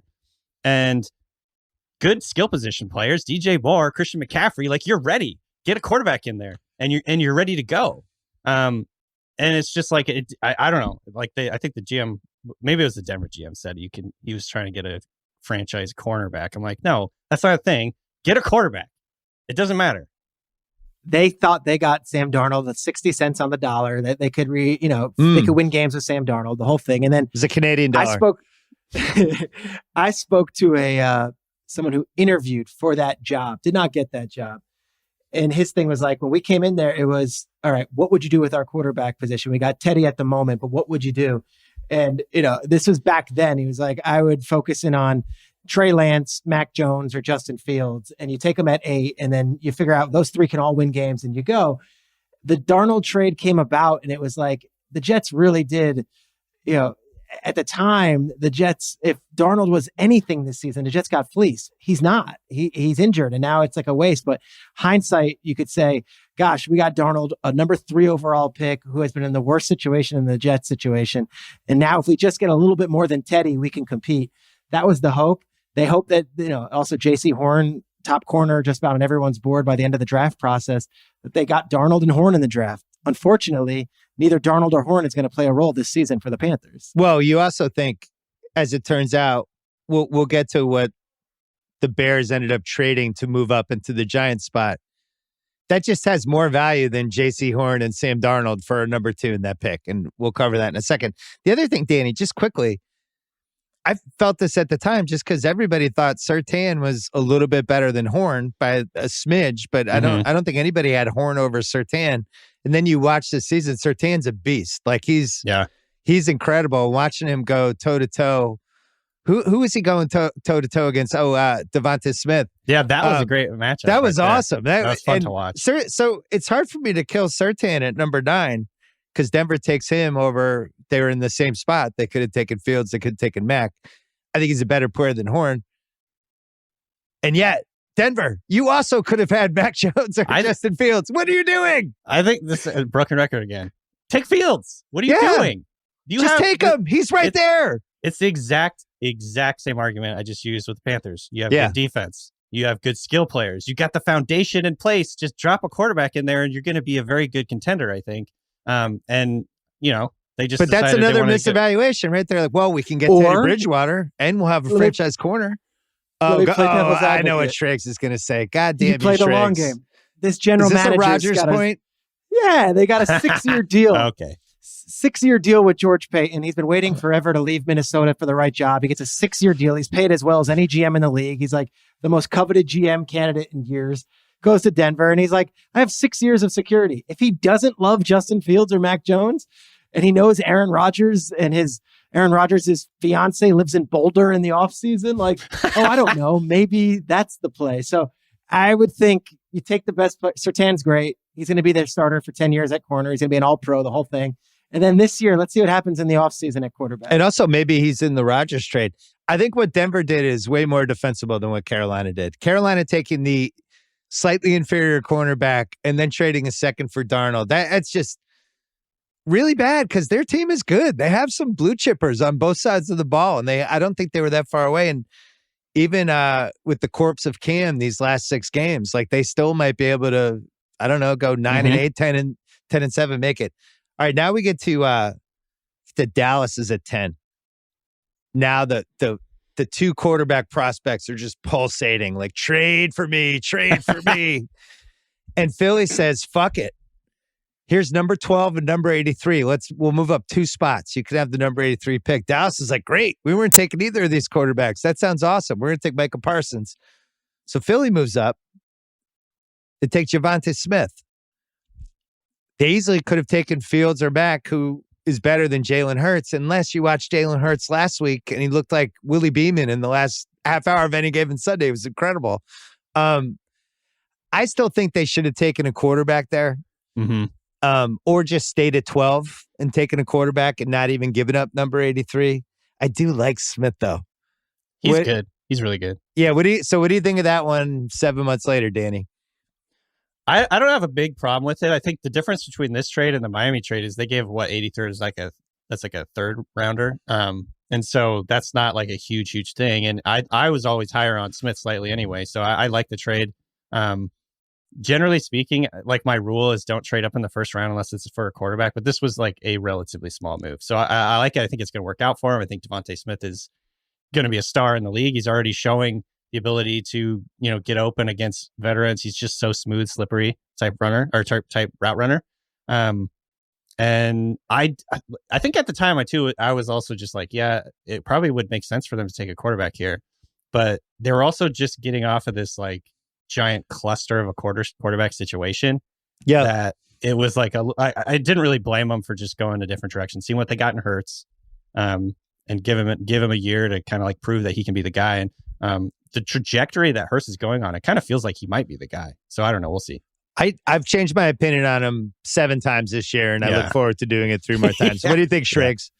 I think that, the interesting one is they traded within the division with Dallas, which you never thought they would do, to jump the Giants, who likely were going to take Devontae Smith with that pick. And they go and they jump the Giants, they get Devontae Smith. But the irony of it all is if they had just stayed put, they might have gotten Micah Parsons. And I think that would have been a really good player for Philly also. And he was a Pennsylvania guy and the whole thing. And it's like, all right, so you got a wide receiver. Devontae Smith is very good and he's had huge games and he's a total pro. Like this guy, he eats, breathes football. He's not a big talker. He's a great wide receiver for them. But they took a wide receiver in the first round last year in Jalen Reagor also. So I don't know. If anything, I would have said not Fields, because I don't know if Fields or Mack would have necessarily worked with a young quarterback. Jalen Hurts already there, who they wanted to see for a season. But I would have taken Parsons maybe instead. And that's kind of revisionist history too. I am of the Danny school. I'm not trading up unless the draft is about to drop. And I think in this like draft, a huge probably tier. Yeah. 14 guys in that top tier, and then it goes off. And this same case in basketball too. The NBA draft that we had, Şengün at number 16 was kind of the last guy, and then it dropped.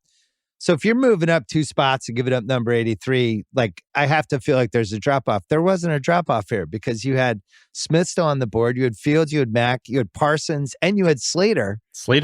And So all of those guys had real value. So I didn't really understand the trade up. I thought Dallas played that perfectly because they got the guy they're probably taking anyway. They pick up a free pick. Since Chicago says, well, fuck this. We haven't had a quarterback since Jim McMahon. We're going to move up. Hey, Giants, you interested? The Giants are like, all right, another year of Danny Dimes. What are you offering? They end up getting number 20, number 164, and a first and third round pick in 2022. It's a haul.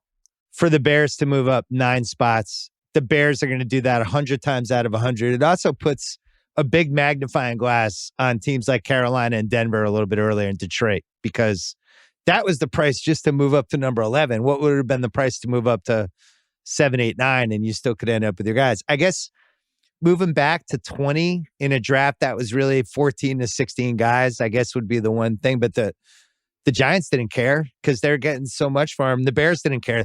I actually really like this trade from both sides. I don't think either one would have regrets. Schrags, what do you think? Any regrets either side?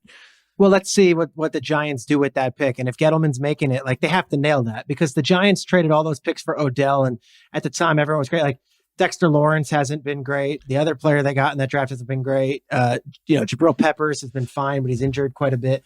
So it's like, all that's great to trade back and get the draft capital, but you need to actually pick the right players too.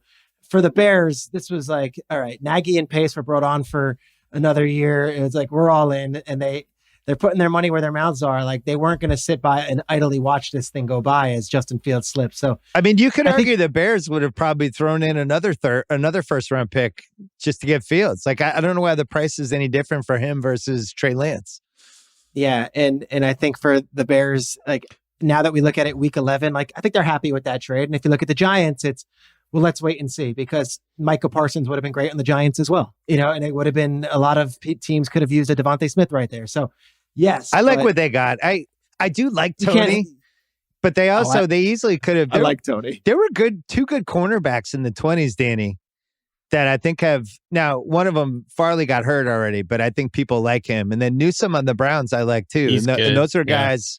The Giants just could have moved back and taken a cornerback, and they like the upside of Tony, obviously. But I like that. I think that's a good trade for both sides. I agree. All right, so now we go to 12. Dallas takes Parsons. 13. Now we're in like that Mac. Now Dallas, you could have argued, could have maybe traded back if somebody loved Mac. But it gets to the point of who's trading up. Everybody either has their quarterback or has the mistake they think is their quarterback. The teams that were left on the board, other than New England at 15 for Mac, were Miami at 18, if they wanted to move back up, Washington at 19, Giants at 20. They could have moved back up, taken Mac. And the real threat to the Pats was New Orleans at 28. So Belichick's sitting there, And it's not dissimilar. Sorry, Danny, earmuffs. Cover your ears for a second. Not dissimilar to 35 seconds left in the Super Bowl when there's chaos on the Seattle sideline. What's and going everyone's on? waiting for Belichick to call timeout. And Call timeout. He sees something on the other end. He sees some chaos that he feels like might be an advantage. He just sits there. He's like, we're gonna get this guy. The draft's gonna shake out the right way. Parsons at 12. Slater at 13, which was a great pick for the Chargers. That was one of the better value picks. They're not trading out of that. But now you have Minnesota at 14. And watching the draft, I was worried Minnesota was just going to say, Cousins sucks. Let's take Mac Jones. Yeah. It really seemed like, oh, this is in play. And then maybe you either trade Kirk Cousins or you just have him for a year, you get rid of him. Trade. And then we see on the ticker, the Jets are trading up. Oh, well, they're not taking a quarterback. We're getting Mac Jones. This is amazing.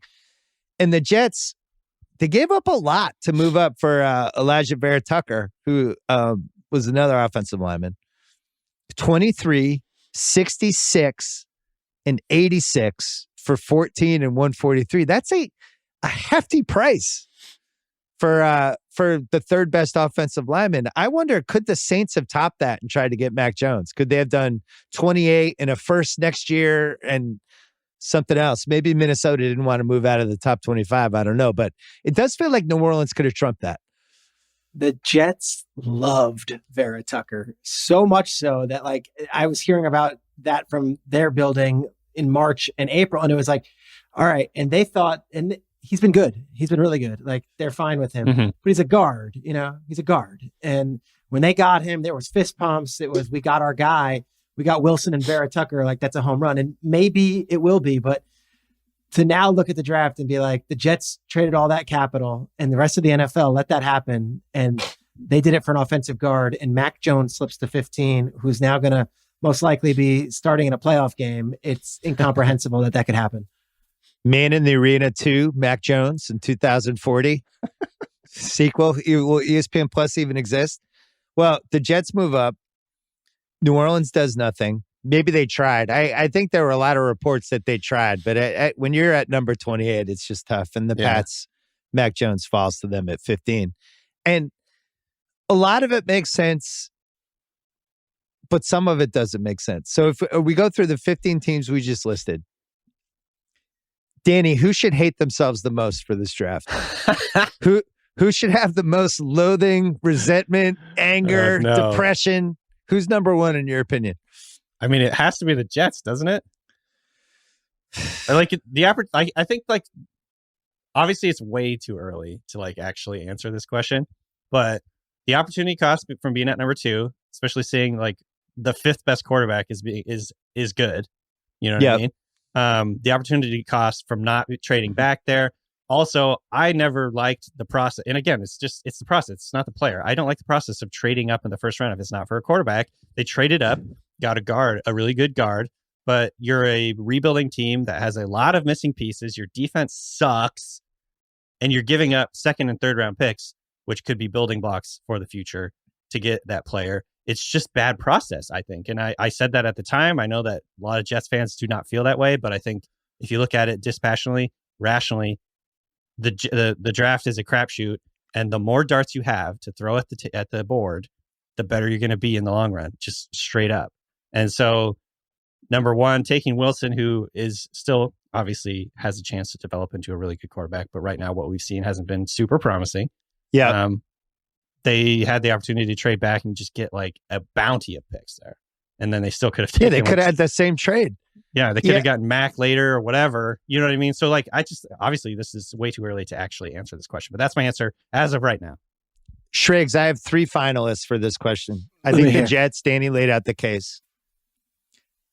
I think how Carolina sitting there at 8. Yeah. Where they don't get the best cornerback. They take the 2nd best cornerback. They do the Darnold thing. They don't get a quarterback. Now they're in the Cam Newton era again. And the fact that they actually have a good team in a conference that only has 4, maybe 5 playoff teams. And they actually could have been maybe an impact playoff team, and they just botched it. That would be my second choice. I want to change my answer because that's actually better. It's really tough.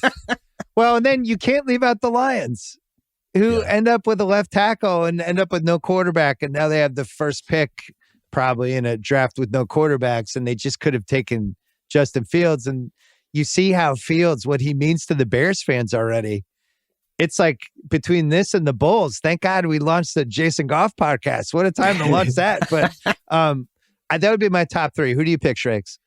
There's two other teams I'd submit. And the first one is the 49ers. And I was going and doing flips about how Trey Lance eventually will be the guy. But, they also traded 2 future first-round picks to get up there. So if you're saying right now, what would you rather have? Mac Jones and 2 first-round picks or Trey Lance? It's hard to say with a straight face. Oh, give me the Trey Lance. I agree. I think Seth Wickersham reported, and you've had him on in the book, that like the Niners and Patriots almost did a Garoppolo trade. I've heard it differently, that it was kind of just Bill fishing around and seeing like, well, what do you like? Who do you like? I think if the Niners, who were at 12 originally, had stayed put and not traded 2 future first-round picks and got Mac Jones at 12, I think that would have been a really interesting scenario. And then next year they have a first-round pick, and the year after that. Now they're kind of, pot committed, and we'll see what happens. The other team is the Dolphins, who you mentioned, who traded up from 12 to 6 and gave up a first-round pick to get what might end up being the 3rd or 4th best wide receiver in the draft. Wow. Yeah, that's good. Especially hindsight now with them potentially losing out on a top 5, top 10 pick. Yeah. And the big wild card, which you guys have sort of mentioned, and I do draft stuff for the NFL Network, and Danny, of course, you do it, and Bill, you follow it. There isn't that quarterback prospect coming up in the draft. So like this was the year. And of course, someone's going to come out next year and be a great rookie. And trust me, as someone who works the combine and the draft, I'll hype the shit out of all these guys because that's what we do. Right. But it's not viewed as that quarterback rich draft class that we had last year, where there was legitimately 5 starters in the first 15 picks. I also wonder, who was San Francisco bidding against when they're trying to move up to 3, when nobody even had a consensus number 3 and everybody had the feeling. They didn't want to be dealt a quarterback. They wanted to pick their quarterback. And at the end of the day, it was going to be Mac or it was going to be Lance, and they picked Lance. But they didn't want to sit at 12 and be like, all 4 of the others are off the board, so here you go. Here's Justin Fields. And I know you don't love him, but you're strapped to him. I think that trade's sitting there 12 hours before the draft. Miami's grabbing all that stuff. You're getting 2 extra first-round picks, and you're not even moving out of an absolutely loaded top 12 like you're doing that every time. All right, Danny Kelly, thanks for joining us. Shiggs and I are going to stay and do some $1 million picks. Sweet. We can hear Danny on the excellent Fantasy Football Show with Thank you very much.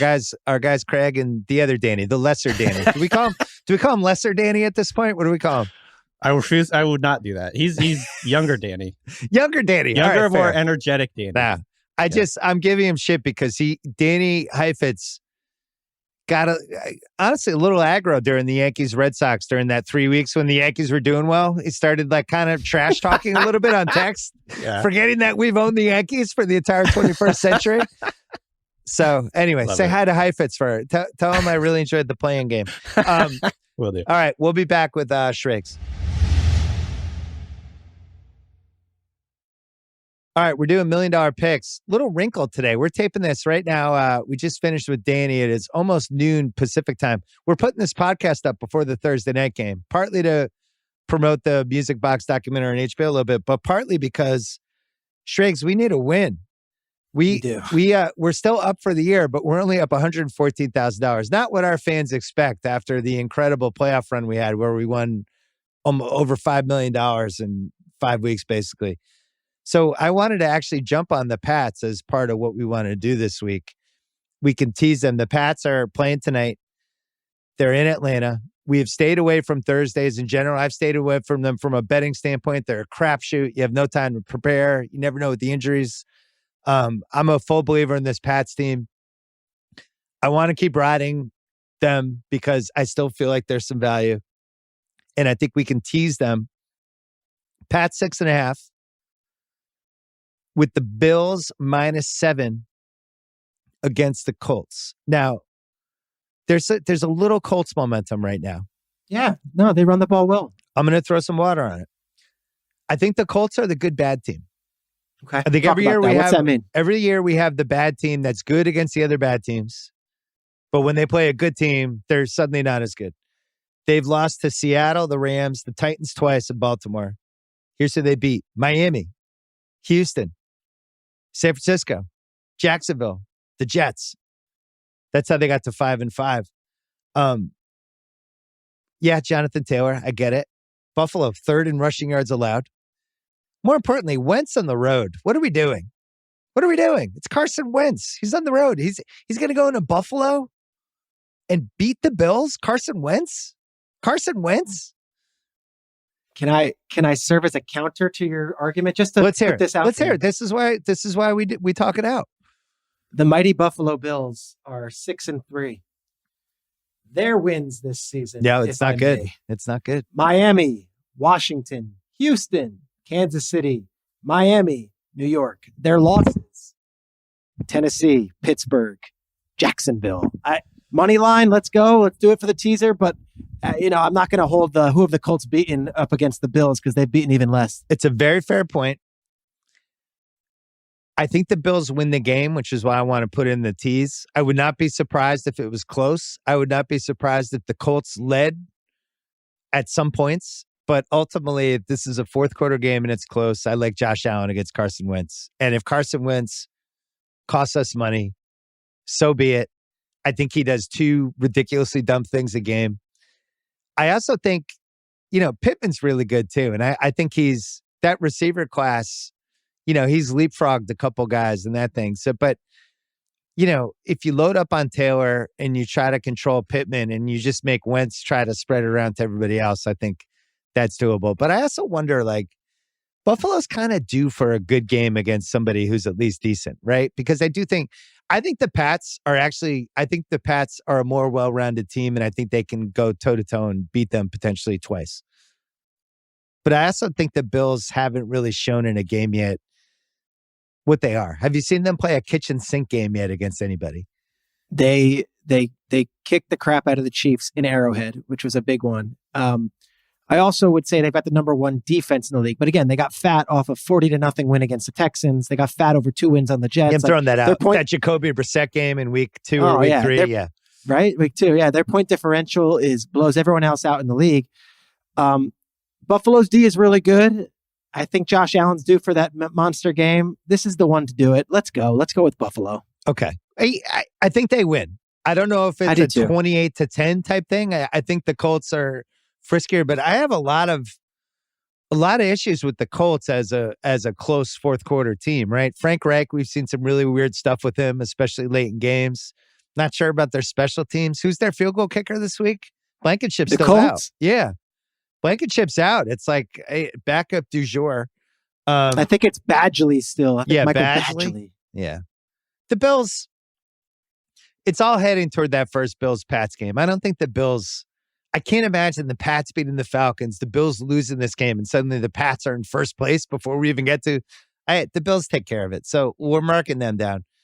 Next one, I think you feel less strongly about than I do. Saints-Eagles. Stay away. I don't know anything about these two teams. We've been wrong every week with these two teams. Yeah, that's why... You know what? That's why I like it. Saints +2 over the Eagles. Couple things. Saints have Buffalo and Dallas the 2 weeks after this. Okay. They kind of can't lose this game. You're looking at 3 straight losses and you're out of the playoff picture potentially if you lose the Buffalo and Dallas game. So in a weird way, it's a must-win game. The Jalen Hurts bandwagon has filled up to an alarming degree, and I don't know if I trust it. I think there are a lot of people who are like, Jalen Hurts, he's good. I think he's been all over the map this year. He's really good against Denver. Is that going to continue this week? Not sure. The Trevor Siemian thing, which I'm guilty of too, where it's like, Trevor Siemian. Is he pretty good? Is he worse than Jameis? Doesn't seem like pretty good. Is there any difference with him and Jameis? No, he's fine. He wins them games. He doesn't hurt you. He's fine. Kamara, I think, is back. New Orleans is 7th in DVOA. Philly is 12th. And last but not least, Philly's had this run resurgence the last couple weeks. Yeah. It's happened against Detroit, the Chargers, who can't stop anyone, and Denver, who just couldn't tackle last week. Saints have the best run D in the league. There will not be a run resurgence this week, which means Hurts is going to have to beat them. And then you have the Sean Payton against Sirianni. That's his name. It's an edge. Yeah. It just feels like that might be an edge too. And I'm getting points. I'm getting +2. this also feels like a game that will be, somebody's going to miss a PAT and there's going to be a 2-point. The +2 actually might come into play. And I guess my question is, people believe in this Eagles team, and I'm not sure. It feels like a good time to zag against it. That would be the case. All right. Here's the argument for the Eagles. The Philadelphia Eagles right now are 4-6. They're hanging on by a thread. Their next few games at home against the Saints. Remember, this game's in Philly at 1:00. It's going to be cold in Philly. Like, that's an advantage against the Saints, who are an indoor team. And whether people get bent out of shape or not, the Saints don't usually travel well and play in cold weather. Giants next week. Jets after that. Washington after that. Giants, Washington.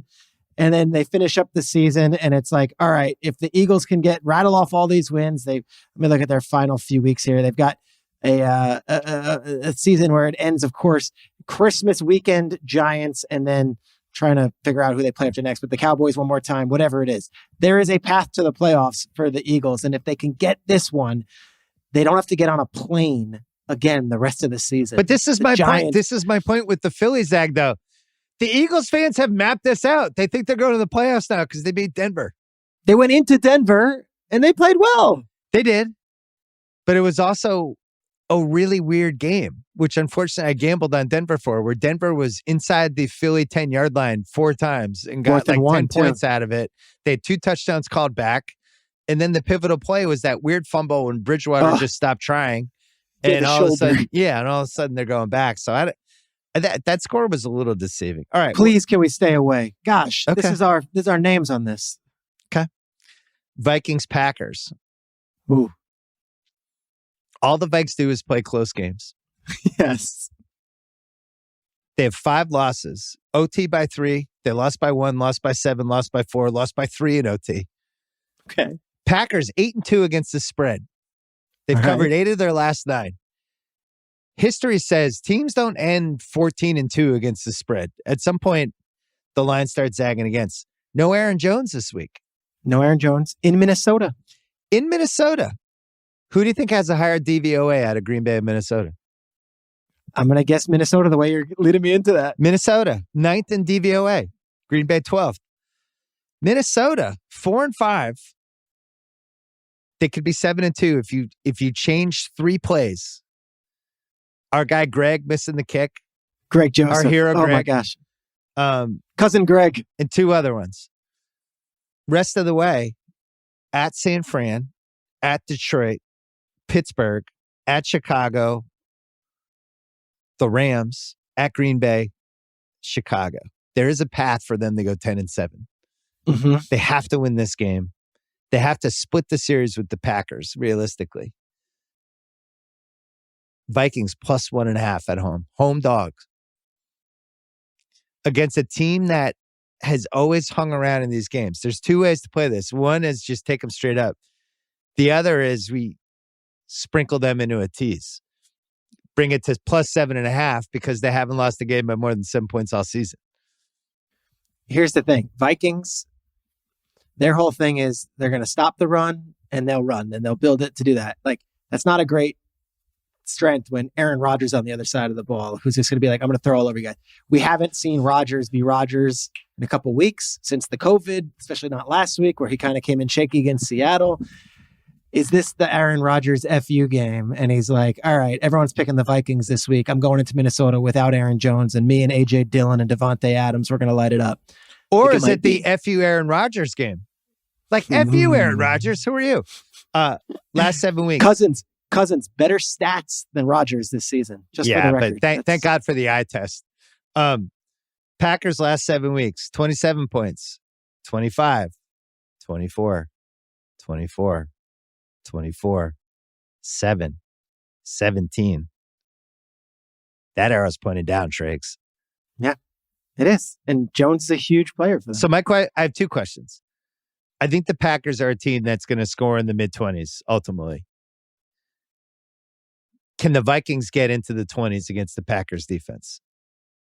Now, I'm super frustrated when I watch the Vikings because I think they run the ball really well. I think Jefferson is completely unstoppable, and I really like Thielen. And I don't understand when I watch them. I don't understand why it's not a 10-play, 80-yard drive every time with the team they have. and they shoot themselves in the foot. I know there's been some real skepticism about the offensive coordinator. Yeah, it's Gary Kubiak's son, Clint Kubiak. Vikings fans they're up in arms about it. How could this guy be the best option when we got all these skill position players and we're giving this guy a shot? And maybe it's unfair, but I think anytime someone sees the son of a legendary coach be given a job when he's 33, it's like, come on, like that's nepotism. That's not what it should be. But their offense has played well the last few weeks. And I thought last week in LA, and I know the Chargers are snake bitten with this stuff too, for them to actually shut the door and win one of those games, I thought it was a big step for them. So Bill, if you want to go with the Vikings and you want to put them in a tease and maybe give us a little points just to protect ourselves. To bump it up to a plus 7.5? Yeah, I'm down with that. Okay. Last one. Bengals Raiders. Bengals -1. It's at Vegas. Not sure that matters. Did you see what Zach Taylor said this week? What did he say? He said, what do you think? Do you go to Vegas? Zach is not a huge, big look at me personality. He says, when I go to Vegas, I go alone. And I tell my wife not to come, and I don't go to the pool. I don't go to the club. I don't do anything. I sit at the craps table for 72 hours straight, and I just play craps. I'm like, Zach, I like that. Wow. That's what I That do sounds like about me Vegas. in Vegas, where I just do 15 straight hours of blackjack as my friends come and go. Got my asshole friends like, we're going to go see Tiesto at the club. I'm like, Yeah, I'm good good. luck. I'm going to sit anyway. here. I thought the Raiders were reprehensible in Oh, that Chiefs game. Now, granted, if a couple play, there was a world in which if Deshaun just doesn't fumble, they're at least One of the trading weirdest scores plays. with them. But I didn't like the body language at all. The defense, they have two good pass rushers. They can't cover. And the more I watch them, it just seems like any good offense can go on them. On the flip side, the Bengals have hurt our feelings a couple times this year. More recently with the Jets game, the Browns kind of whooped on them and ran down their throats. I just don't know if the Raiders have the type of team that would be a problematic for the Bengals. Like, I think the Patriots would kill the Bengals. I think they would run the ball, be super physical, and just they would take out Chase, and I think they would have trouble. I don't know if the Raiders are that team. And then you think like the residue of the Gruden and then Ruggs, those two things, it does seem like there's some effect now. I saw a team during that Chiefs game that seemed like it checked out in a way that I didn't like. that fourth quarter was really rough. And they have a terrible interior defensive line. And Joe Mixon, he can run the ball, and the Bengals can move the ball. I love Cincinnati in this game. And I think it's been a lot for Las Vegas. And look, the last 2 years, they started off 6-3 and 6-4 and missed the playoffs. It looks like it's going that way again for the Raiders. I don't see them pulling a rabbit out of their hat and suddenly going on some torrid run. I would pick the Bengals here, even in Las Vegas. All right. Underdogs. Steelers are plus 225 against the Chargers. The Chargers have Jedi mind tricked everybody, and I don't really understand it. They've been bad for multiple weeks now. Their offense looks pretty broken. Doesn't seem like it just seems like they've lost their identity. Mike Williams has disappeared. Teams have taken him out. They can't seem to figure out how to use Herbert. Stephen Ruiz for us did a really nice chart of Herbert's throws last week, where none of them were long. It was like looking at Steph Curry's shot chart, and everything's from 15 feet. They just haven't unleashed him. Everyone was ready to make Brandon Staley the coach of the year. It's clearly now it's Vrabel or Belichick, right? At this point, those would be Or the Cliff. favorites. Yeah, or Cliff. Cliff's fair. But you throw in the terrible run defense. You throw in the coaching, the Tomlin, the Steelers team that just seems like they can hang around in these games. And I don't know why the Steelers are dramatic underdogs. They're plus 225 in this game, Schrags. Yeah, because last week was so bad. Their defense gave up 240 yards rushing to a Lions team that's done nothing, and Mason Rudolph really did. Yeah, but when you're playing football and your quarterback is an abomination, that has to affect the defense. I know, and they found to. that out. They found that out hours before the game. The night before, that Ben wasn't going to go. A couple years ago, they went into LA with Duck Hodges on a Sunday night and won. Like I think they can win, and I also look at the Chargers. Bosa, star player, might not play because of the COVID-19 protocols. Jerry Tillery on the defensive line hasn't been as good. He's a first-round pick, though. He's probably going to be a game time with the COVID stuff. And, I agree with you. we crown Herbert, but now we're going to go, and he's awesome. He's got a great arm and all that stuff. But now we're looking at the possibility of him going 2 seasons of missing the playoffs and having all these gifts. And it's like, is this a wasted potential type deal? I know they don't want to hear it. Chargers fans get really sensitive to this. That was a really purple room last week in that SoFi, and it was Vikings fans travel. And guess who really travels? This is the Steelers this fans. is the last piece of the case. They're 6.5-point underdogs right now, plus 225, and I think we should think about them for the plus 6.5 too. It's going to be a home game for them. There's so many Steelers fans here. They're fucking psychotic. They will. Every Pittsburgh fan within 120 miles of this stadium will be at that game. Chargers fans and I think the Chargers organization, they do not like this storyline. They're like, that is not the case. Look, if you come to the game, you will see this. This one will be undeniable, and it's going to be on national TV, and there's going to be terrible towels. And if they hang early, if they hang around, they'll be felt. So I think the Steelers have the edge in this one too. So for underdog parlay, we can put them with Washington. Washington going against Carolina, they're 3-point underdogs. You put Steelers and Washington together in a parlay, it's plus 674. Now, Washington just had their biggest win of the year last week. Great win. They lost Chase Young. I do like Gibson and McLaurin just as like tough dudes, like especially if it's like a close game. And Cam Newton, like really? And look who's coaching Washington. Ron Rivera knows Cam Newton. He knows him inside and out. You know what he remembers is all the passes Cam probably bounced the last 2 years he was there. Carolina, I think, is going to be really easy to figure out what they're going to do. They're just going to try to pound the ball. They're going to run. They're going to do a lot of sweeps and stuff. But Cam hasn't played football in a year. Mm-hmm. McCaffrey looked good last week. I guess McCaffrey was awesome. McCaffrey looked really good. He had 95 yards on the ground, had 10 catches. He was unbelievable. Burns is banged up, which isn't great for them. He might play, might not, but I don't love that. I think Washington could win that game. So that's one possibility. Steelers Vikings is another one. That's plus 576. And then the big kahuna, which you're going to make a face. I stay away from kahunas. Yeah, but let's hear. Steelers Giants plus 1575. Giants would have to beat Tampa. It would be an official Tampa tailspin. I mean, this would be Tampa, by the way, they're okay on the road. They've put up 40 points every home game this season. Like something like that, or 30 points. I wouldn't go with the Giants in that one. Washington and Pittsburgh is interesting. So we could do Steelers Washington and we could do Steelers Vikings. We could just throw both of those. Yeah, we could easily do both of those. Steelers plus 6.5. We could also tease that with the Vikings. Keep them away from Pat's Bills. Keep Pat's Bills a separate tease. Yes. Steelers Vikes just as their own little minor tease. When do we go all in on the Dolphins just kicking the crap out of the Jets? When can we do that? It's going to happen. We are going to do the $1 million picks right after this break. All right, Kyle, turn the camera on. $1 million picks, week 11. Peter Schrager and I are only up 114,000. We took some hits the last couple weeks, but I think that put us in line with the rest of America. So, Schrags, when we run these on social, it makes it seem like we haven't talked about any of the picks. And then you're there and I'm telling everybody what we're doing for the picks and you're kind of nodding because we'd already discussed it. And then on social, people are mean. I think it's bullshit. Keep this in the social. We just spent 30 minutes talking about these picks. Now I'm just recapping what we selected. Don't go in the replies and take shots at my guy, Peter Schrager.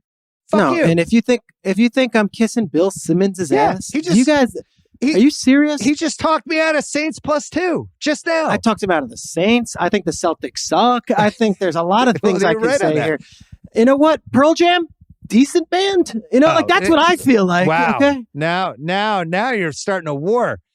Week 11 $1 million picks. Tease.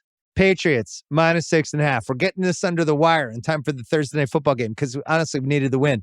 Patriots -6.5 over the Falcons in Atlanta. Thursday night football. And then Sunday, Bills -7 over the Colts. We both think this might be a close game.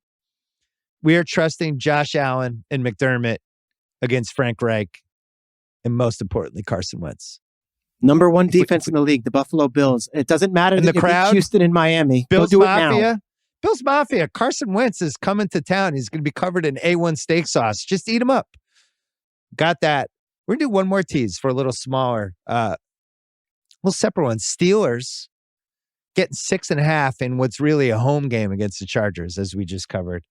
And then the Vikings against the Pack. They're home as well. They're also getting points against Aaron Rodgers, the misleading Aaron Rodgers. Some would call him a liar. Misleading is probably more charitable. We're going to tease the Steelers to plus 12.5 against the Chargers. We're going to tease the Vikings to plus 7.5 against the Packers. 2 home dogs. It's a home dog as we're heading toward Thanksgiving. A home dog tease. You call the Steelers at the Chargers a home dog. I love it, dude. Yeah, home dog. Who's going to have more fans, the Steelers or the Chargers? Here's the answer, the Steelers. So we're putting 200,000 on that. We are also putting 200,000 on the Miami Dolphins. This is the first, by the way, bad team matchup that we've bet on this, I think, since we like usually week 1. Stay away. We stay away from bad teams. We can't resist this case. Miami -3 against the Jets. It doesn't even matter where this game's being played. Both fan bases are demoralized and depressed. Give the Jets defensive stats again for the social media video really quick. The last 4 games, they've given up 175 points. That's the second most given up points in a 4-game span since 1970. And they have a defensive head coach. That's not good. Not good. And they're starting Joe Flacco this week.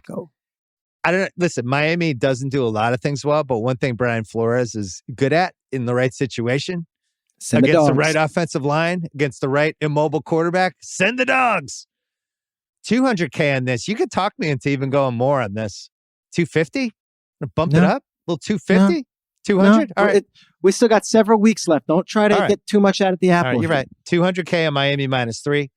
Last one, Bengals -1 against a Raiders team that honestly quit against the Chiefs a few days ago, and combined with all the strife and turmoil they've had this season, feels like a team that the arrow is pointing down. And we have a Bengals team that cost us a lot of money a couple weeks ago. Twice. Yeah. Twice. You're right. A ton of money. They owe us. Bengals -1 against the Raiders. Are they going to hurt us 3 times in a row? I don't think so. No. Zach Taylor told the media he loves craps. We're going to be betting on him. We're rolling the dice. Let's go, Zach. Last but not least, underdog parlay of the week. FanDuel will be boosting one of these. Do we tell them to boost Steelers Washington or Steelers Vikes? Steelers Washington is plus 674. Steelers Vikes is plus 576. I think we do Steelers Washington just because we already have stuff on Steelers Vikes. All right. Let's do it. Steelers to beat the Chargers in a home game for Pittsburgh in Los Angeles, or Washington to beat Cam Newton in Carolina plus 674. We're going to boost that to 8-1. 8-1 odds for us. 33,000 on that. And we're going to put a little 33,000 as well in the Steelers Vikings plus 576. A little sprinkle. Sure. Sprinkle. Little like touch. You know, when the waiter brings over the dessert menu and it's like, I was going to get this. Yeah, let's get the rice pudding too. Throw Why that not? in. Bring it. Rice pudding. Wow. No on rice pudding? You in? Yeah, I like rice pudding. No. Yeah, on the let's go scale, what was that? The scale of 1 to 10, those bets. That was a 7. Let's go. Oh, so. All right. Those were the $1 million picks for week. Let's go. Week 11. You can see Peter Schrager this weekend on Fox NFL, and you can see him on Good Morning Football. My girl Rachel Bonetto was on Good Morning Football this week. Yes. She was wonderful. She was Loved great. Rachel. Cool as hell. And she did an amazing mock of Kyle Brandt. Did the angry runs thing. And I don't think Kyle necessarily got that. It was like when Sarah Palin is doing it with Tina Fey there, Kyle came out like absolutely shredded and ripped and was like, no, I'm actually going to do it for real. Yeah. And it was good. That angry runs video, I retweeted it. That was hilarious. It was great. Yeah, it was good great. to see all of you together. All right, Shrakes, good to see you. I'll see you next week. You're the man, Bill. All right, this podcast was produced by Kyle Creighton. I will see you on this feed on Sunday. Go Pats.